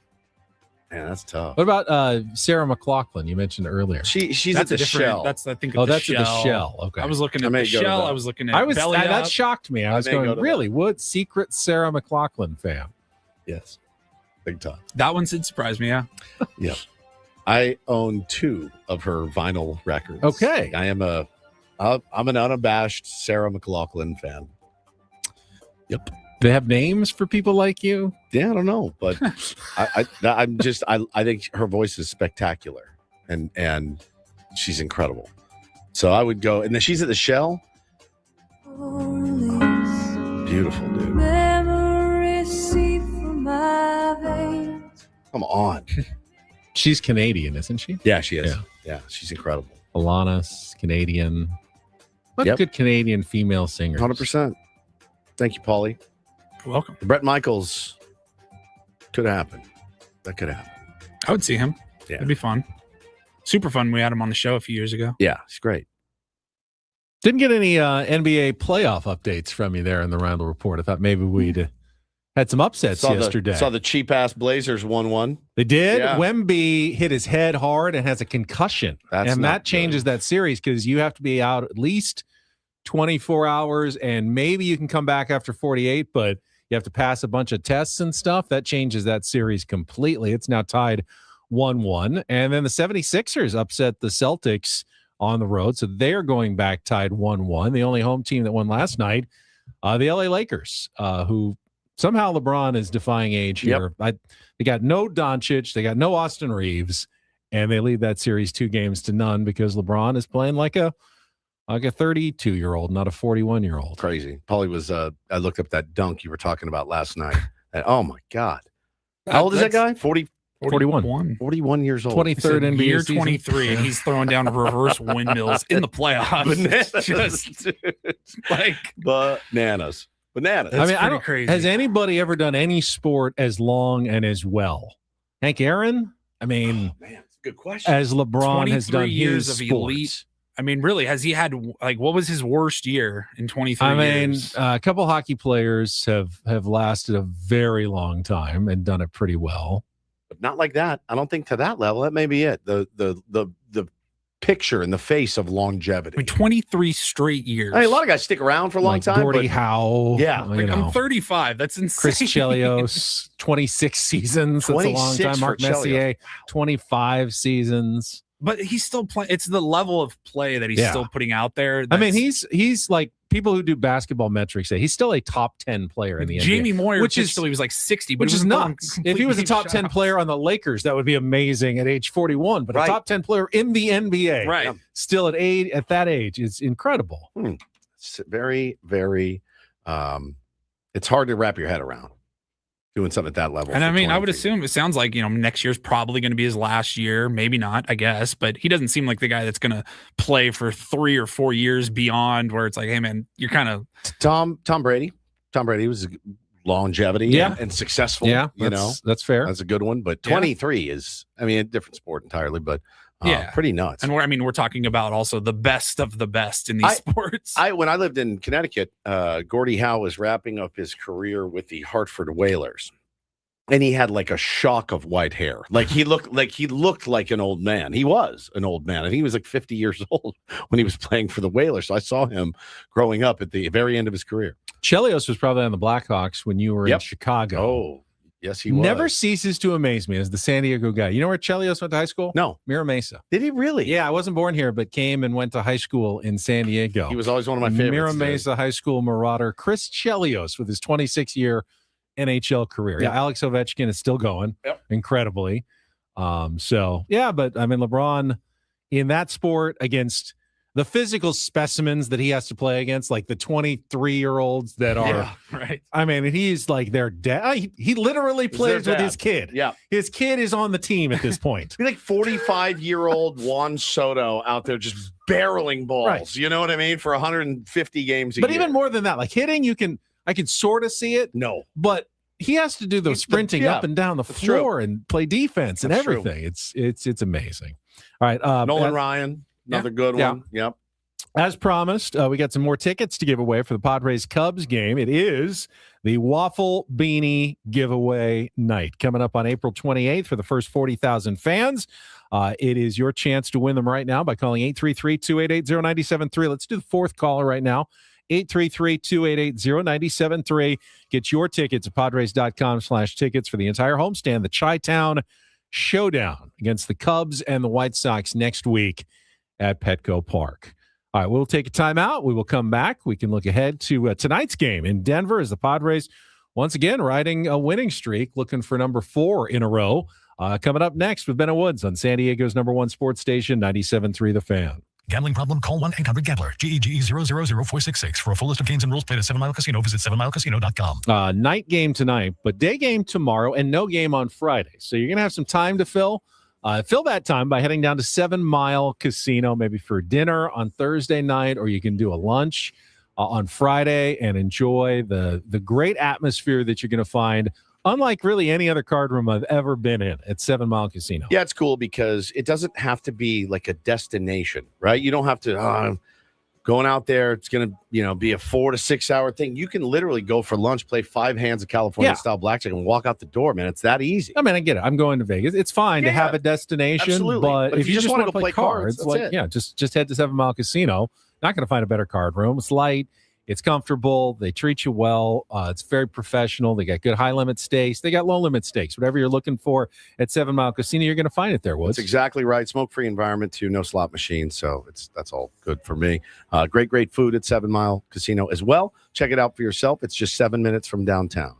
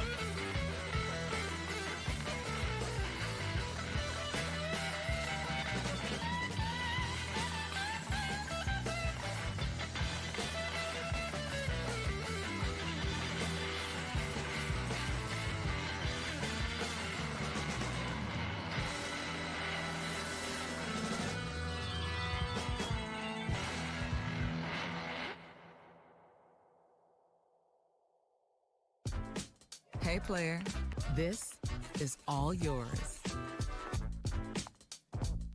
This room with this view. This speakeasy with this cocktail. Hey, could you make that too? The spa with this. Ah. And this pool on this roof. This is all for you. The all-new Hamul Casino Resort, now open.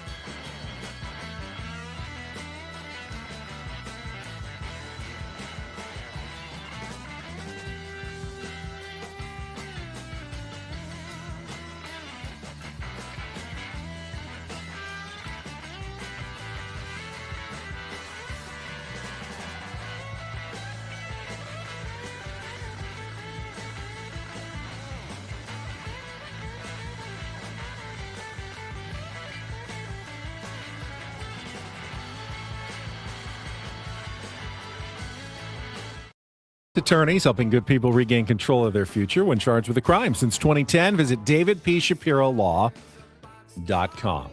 Guilty as charged. You get Nancy. Yeah, you know. I can see it. He's like, you know, vacation's almost here. Yeah. moving around. You were pacing a little bit. Yeah, he's got a couple of days off. Now your flight close. boards in an hour and a half. Yeah, I'm cutting a little closer than usual, but I'm trying to remain calm. I'd be a wreck. Got the pre-check. I already have the bags paid for. Just have to drop them on the belt and walk to my gate. Okay. Parking through prepaid. security. You said pre-check. Oh, you got TSA pre-check. Yeah. Lucky. Got to try to be as efficient as possible so I could stay for the whole show. Those lines they can get long. They can. If you got to go, They go. can. I could probably do the MLB reach around myself, but why don't you hang out and then I'm going to do that. Maybe. Well, let's do the reach around. We'll go through the league right now. Is that what we're really calling? We're save calling that, it by the way, Paulie. What did you just say? The reach around. Perfect. We reach all the way around the league. Yeah, we reach all the way around talk the about league. baseball. Let's do that, and then let's do the reach around. We'll go through the league right now. Do the reach around. Well, let's do the reach Everybody around. doing the reach around. The reach around. With the mashed potato, the twist. Come on, baby. Do the reach around. So good. We don't have like an open for it, but we Not could. yet. Now we could. Maybe soon. All right, let's start in the National League West, where a very rare thing happened last night. Yoshinobu Yamamoto got beaten. I gave up all 3 runs in the first inning against the San Francisco Giants, and that was enough as the Giants beat the Dodgers 3-1, dropping the Dodgers into a first-place tie at 16-7 with your San Diego Padres. Yay. Shohei Ohtani did extend his on-base streak to 53 straight games late in the action. Listen, man, I know they're going to say it. You know, they're going to yell at me for this, but I'm sorry. I know it's a big rivalry, but there's just no juice to that rivalry like there is with us and the Dodgers. Giants-Dodgers, what about the collision at home plate and Dalton rushing? Did you see maybe that gives it a little, there's maybe a little spice, but he had a disregard to Jung Ho Lee's safety and health. Yeah, he goes, F him, as he was walking away. The cameras caught him. There was a collision. Lee was down at the plate. Yeah. It was the final out of the inning, though. So he was walking back to the dugout. And he kind of stopped and looked back. And he goes, should I be concerned? And then he clearly, F him. I'm not. F him. Didn't bother me. Just I mean, walked right off. it's, you know, Dalton Rushing has had a rough couple of days. It's not his job to be concerned about the safety of the other players. So yeah, I get that. But this, there's just no juice. I looked at Twitter last night. Look, when the Padres and Dodgers play each other, it's bananas. And I realize I follow more Padres fans, but there's just no juice. It's just not the same. It's just they had it. It's gone. I think it's time for a new one. Giants fans secretly know they're not going anywhere with Tony Vitello as manager They this did beat year. the Dodgers last night, so I tipped my cap. Thank you. Thank you, Giants. Appreciate it. Thank you, White Sox. They beat the Diamondbacks 11-6 last night, mentioned earlier. Munetaka Murakami in a home run in his 4th straight game. Unreal. He's gotten off to a really good start after no one was interested. Had to settle for a 1-year deal with the White Sox. Yeah. Everybody missed on that guy, man. And he's been really good so far. And then let's see, elsewhere in baseball, we mentioned the Mets, their 12th straight loss, despite 5 perfect innings from Nolan McLean.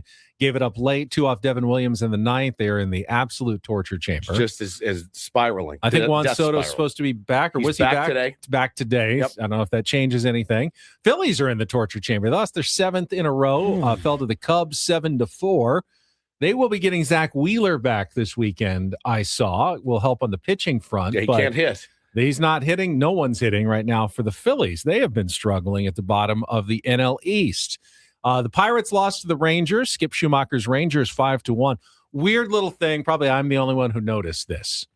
The Pittsburgh Pirates have alternated wins and losses since April 11th. Yeah, they really. Win-loss, win-loss, win-loss, win-loss, win-loss, win-loss. I feel like we've been through that here. Yeah, it's weird. Yeah, it's weird. When You it just don't happens. know, are you playing I'm well? up, Are you I'm playing down. I'm up, I'm badly? down. Like, you always feel like your team's going to go on a 4-game winning streak, a 3-game losing streak. It's kind of back and forth that way, not literally every other day. Every You other win, day's you lose. insane. You win, you lose. You win, you lose. It's like you can't get anything going. But you're also not falling. But you're not dying falling either. back either. You're just, and they're still above 500. Yeah. So they're not. It's nothing wrong. They're just a weird way to play 500 baseball for almost 2 weeks. Royals, who have gotten off to a slow start, did get a walk-off win in the ninth inning over the Orioles, 6-5. Came on a Ryan Helsley wild pitch. Yankees Blake the Red Sox 4-0. Luis Gil and 3 relievers combining on a 4-hitter. And after they lost 5 in a row, the Yankees have bounced back with 4 straight wins. So they've recovered there. James Wood is 8th home run of the season plus 4 walks as the Nationals cooled off 8 bombs. 8 bombs, Man, yeah. Good for him. Twice as many as anyone on the Padres. Yep. Nationals cooled off the Braves 11-4 with a win yesterday. Cardinals beat the Marlins 5-3. Chris Paddock falling to 0-4 now with his new team in Miami. The Milwaukee Brewers have won 5 of 6. They beat the Tigers 12-4. Tigers continue to scuffle a bit. The Cincinnati Reds are hot. They've won 5 straight. And it wasn't even a close game this time. They doubled up the Rays 12-6. Sal Stewart has been awesome. Really good. The Manny Machado disciple from South Florida, hitting the ball all over the park. Could Manny borrow a few from Sal Stewart? Seen his like protege? straight chart is he is rocketing the ball everywhere. He's pulling it. He's hitting to center. He's hitting to right. Good player, he's doing man. it everywhere. But the rest of the Rays have not been doing, or the Reds have not been doing a lot offensively. He's been kind of he and Ellie carrying a lot of the load so far, but they've gotten off to a really good start by winning all these close games. See, Ellie went and off the position player last night. He had 2 bombs last night, but off the position player, he's like, I'll just switch over to the right side and just yacked one out off the position player. It's awesome. He's such an exciting player. Guardians over the Astros 8-5. Astros, one of the weirdest teams in baseball because they're off to a horrific start. They've also by far scored the most runs in the American League. They've scored 135 runs. I don't think there's any team within 17 of them.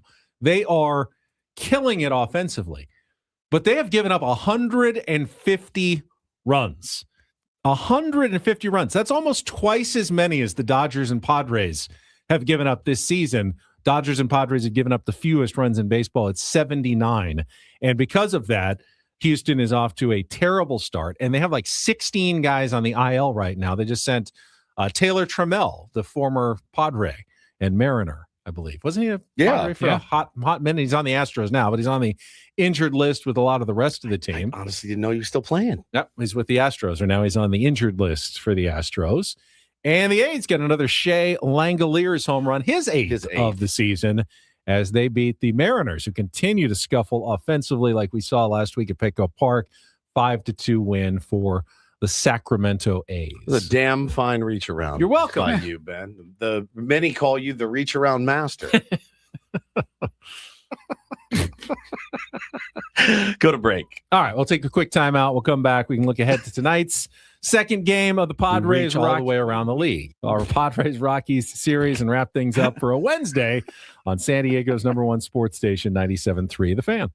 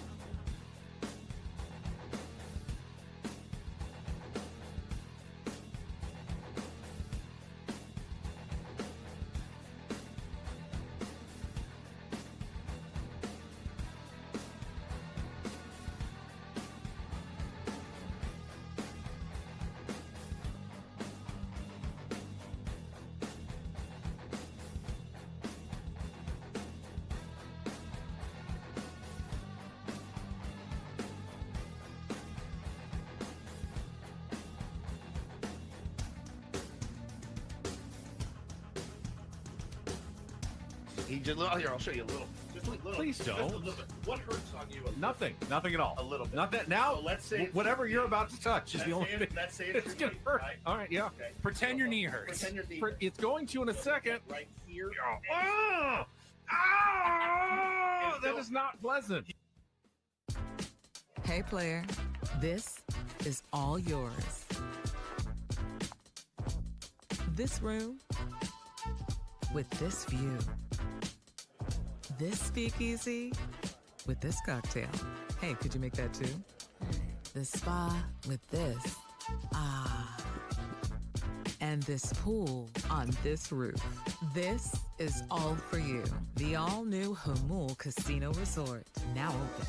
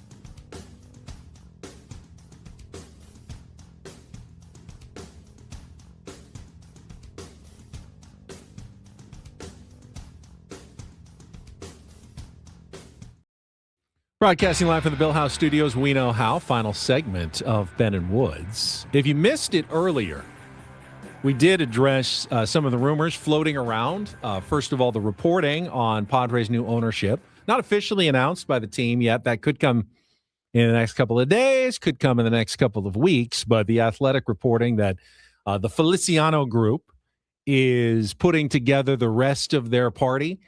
It's like when you go to a table and you're like, hey, we got a table for 8, but only 2 of us are here. But we're here. I mean, the table's reserved and we've got it. We just need to fill out the rest of our party and then we'll be ready to be seated. I don't like when I have a party of 8 and I'm there with my family and the other family hasn't shown up and I have to wait for the other family. They won't let you sit down at the table. The restaurant will say, no, we can't seat you until your entire party is there. Why? But I'm told you they're coming. They'll be here. So the table's ready. Yes. It's ready. But your party's not all here. So you won't let us go sit down at it. I want to sit down. I want to get a drink, have my water, look over the menu. If I'm at a Mexican restaurant, I want chips and I want to get to the chips and salsa before the other family gets there. Yeah, screw them. Right. Because they'll eat I'm all on the chips time. and salsa. I'm there on time. Why am I getting punished for somebody else being late? I'm sure there's a reason behind it, like restaurants, why they won't seat a partial party. I mean, there's got to be a reason. Is it they just don't want the host or hostess to have to go back twice? The server to keep going back? I don't know. I don't Do they like think it. that you're I don't like when it lying and happens. the rest of the party is not showing up and you just wanted a big old You table? just want a big table for yourself. Yes, someone's probably done that in the history of going out to eat. Probably, as Ray said, it's probably mostly on the server. Like, yeah, okay, let me get yours. Oh, your party's here? Okay, now let me come get theirs too. The servers do look tense, like, is there anything I can do? And you go, no, we're just waiting for the rest of our party. I'm always fine with that. Me Like, I too. know if the rest of my party's here, I'm not expecting tons of attention yet until everybody else is there. Yeah, you want to drop some water at the table, that's fine. But yeah, K-Law says it'll hold up later tables. Well, no, being late will hold up later but tables. you're not it's not going to be any earlier. You're starting when the rest of your party gets there. I like the bit of this. If it's like, Paulie the other day when we went to that San Diego Brewing Company, texted me and he goes, because we were going to be late. And Paulie goes, what do you want me to order for you and your family? I sent him the whole lot. And I sent you the menu. I said, hey, what do you want? Especially for the boys. I walked in and it was right. I go, this is food the arrived life. like 2 minutes before you walked in. It was like, this is the life. Divine timing. That's how it was should perfect. That's if you're going to be the late family, go ahead and get me your order. I'll go ahead and order it for you. I love it. You should just start sending somebody, like send one of the boys proxy. in a couple of years, send them early proxy to go start the meal and get the order in. And then when you just show up, I mean, how nice was that? There's a big steaming thing of mac and cheese waiting for you when you got there. Chicken fingers. I'll admit, I do that now. Even when I'm like by myself. I picked up lunch yesterday on the way back from the Wave. I ordered it. And then it's already ready when I get there, and I just eat it there. What would you get? I stopped by Lolita's. I had a bean and cheese burrito. Look at you. I know. He's on his vacation bend. It's a whole different animal. Good. I just had been craving a bean and cheese burrito. But I can wait. I can get there, wait in line, and then wait for the food to be prepared and just sit there. Yeah, or true. I'll just order it online on my phone, and then when I walk in, it is ready, and then I'll just take it to a table, sit down, and eat it. That reminds me, last night this happened. I was driving home. It was about 6:45, 7 o'clock, and I texted my wife. I said, hey, do you want to just let's just pick something up tonight? Yeah, I'll grab it on my way home. She goes, sure. She thinks about it and she goes, hey, how about Rubio's? I said, oh, that sounds good. Little 2-fish taco plate. Sure. I am in. One right down the street from us. And so I said, all right, I'm leaving in about 20 minutes. I'll text you. Why don't you set the order up? Yep. I'll text you, told you what I want. You send it in and I'll tell you 15 minutes or whatever, and then I'll go pick it up. So I get down there 20 minutes later, walk in, there's nothing there, no to-go order, nothing, online orders, nothing. I'm like, huh.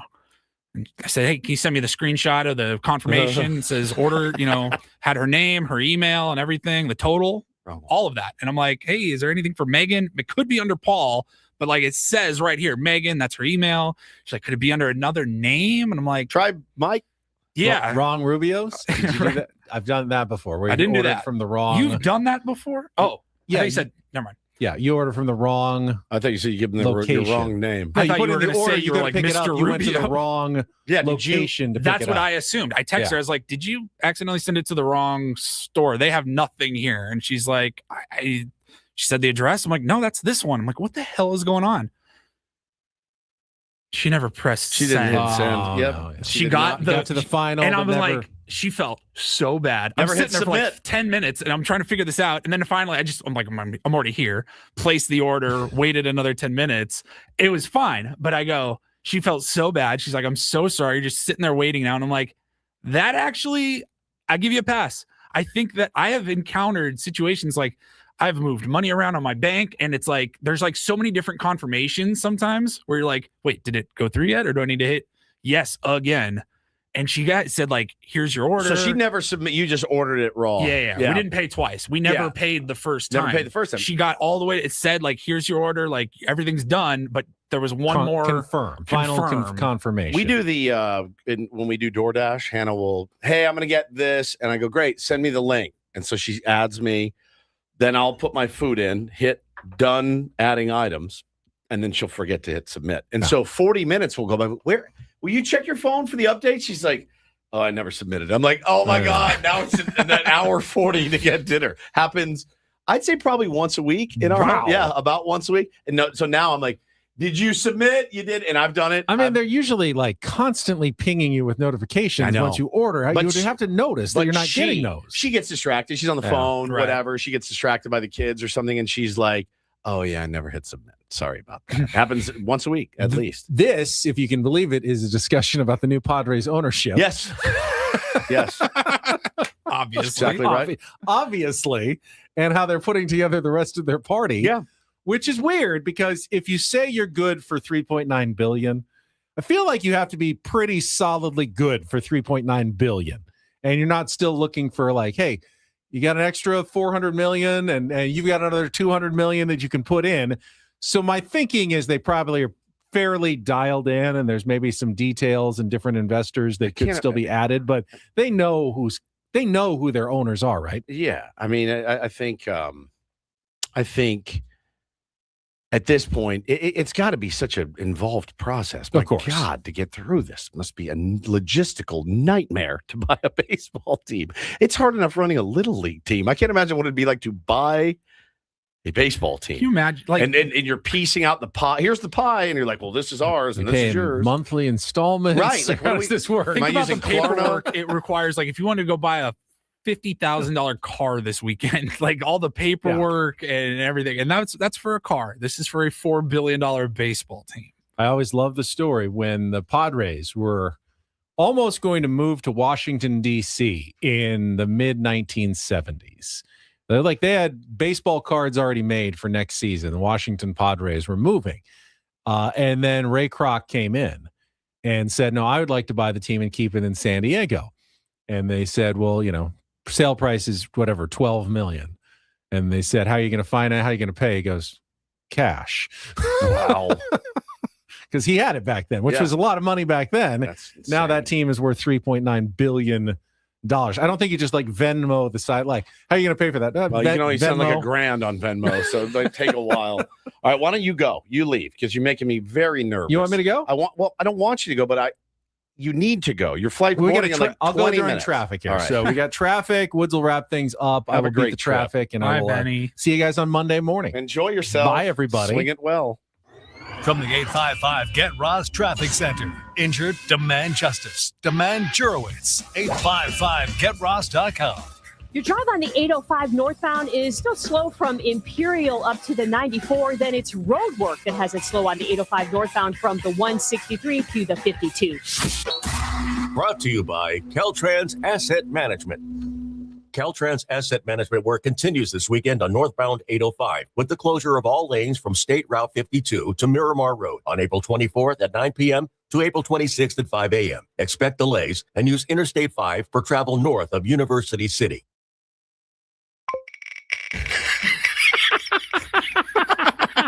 Not even gone yet. He hasn't even left. Why does it take you so long to leave? Hope you guys like the topic wheel tomorrow. Volley loaded up. Load her up. How many topics fit in the topic wheel? As many as you want. All right. As many as you want. Load that bad boy up. All right. Yeah, Ben leaves for 30 seconds, and we already resorted to the topic wheel. He goes, mention Lucas Giolito again. I go, don't worry about it. Go to Vegas. Yeah, stop thinking about the show. Yeah, don't worry about Topic wheel asks today, what is a small luxury that feels elite? Ooh. Like a small luxury in your life that feels elite. I have one in mind. See, buddy. About a year ago, speaking of Vegas, my wife and I, we were in Vegas last May, and we did a spa day at one of the resorts. I don't remember.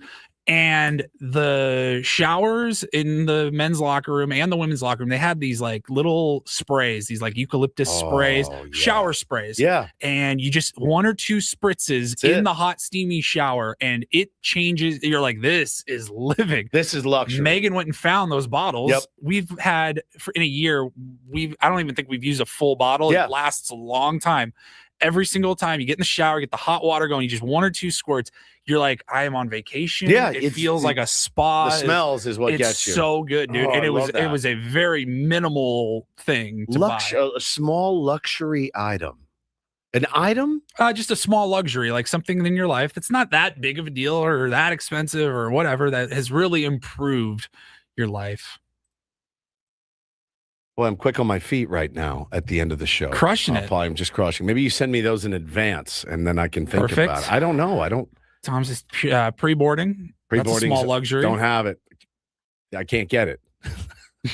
Tyler says the free water at the hotel with the fruit in it. Yes, that's a small luxury, good, right? Man, you don't do that at home, probably. Well, this is a good one. Chris has car windows that roll up and down with one click. Yeah, that's something you take for granted. Yeah, big time. Oh my God, can you get in a car with the crank the window down? We have a bidet. A bidet is we have a really good one. I have one. That's the most luxurious thing we have.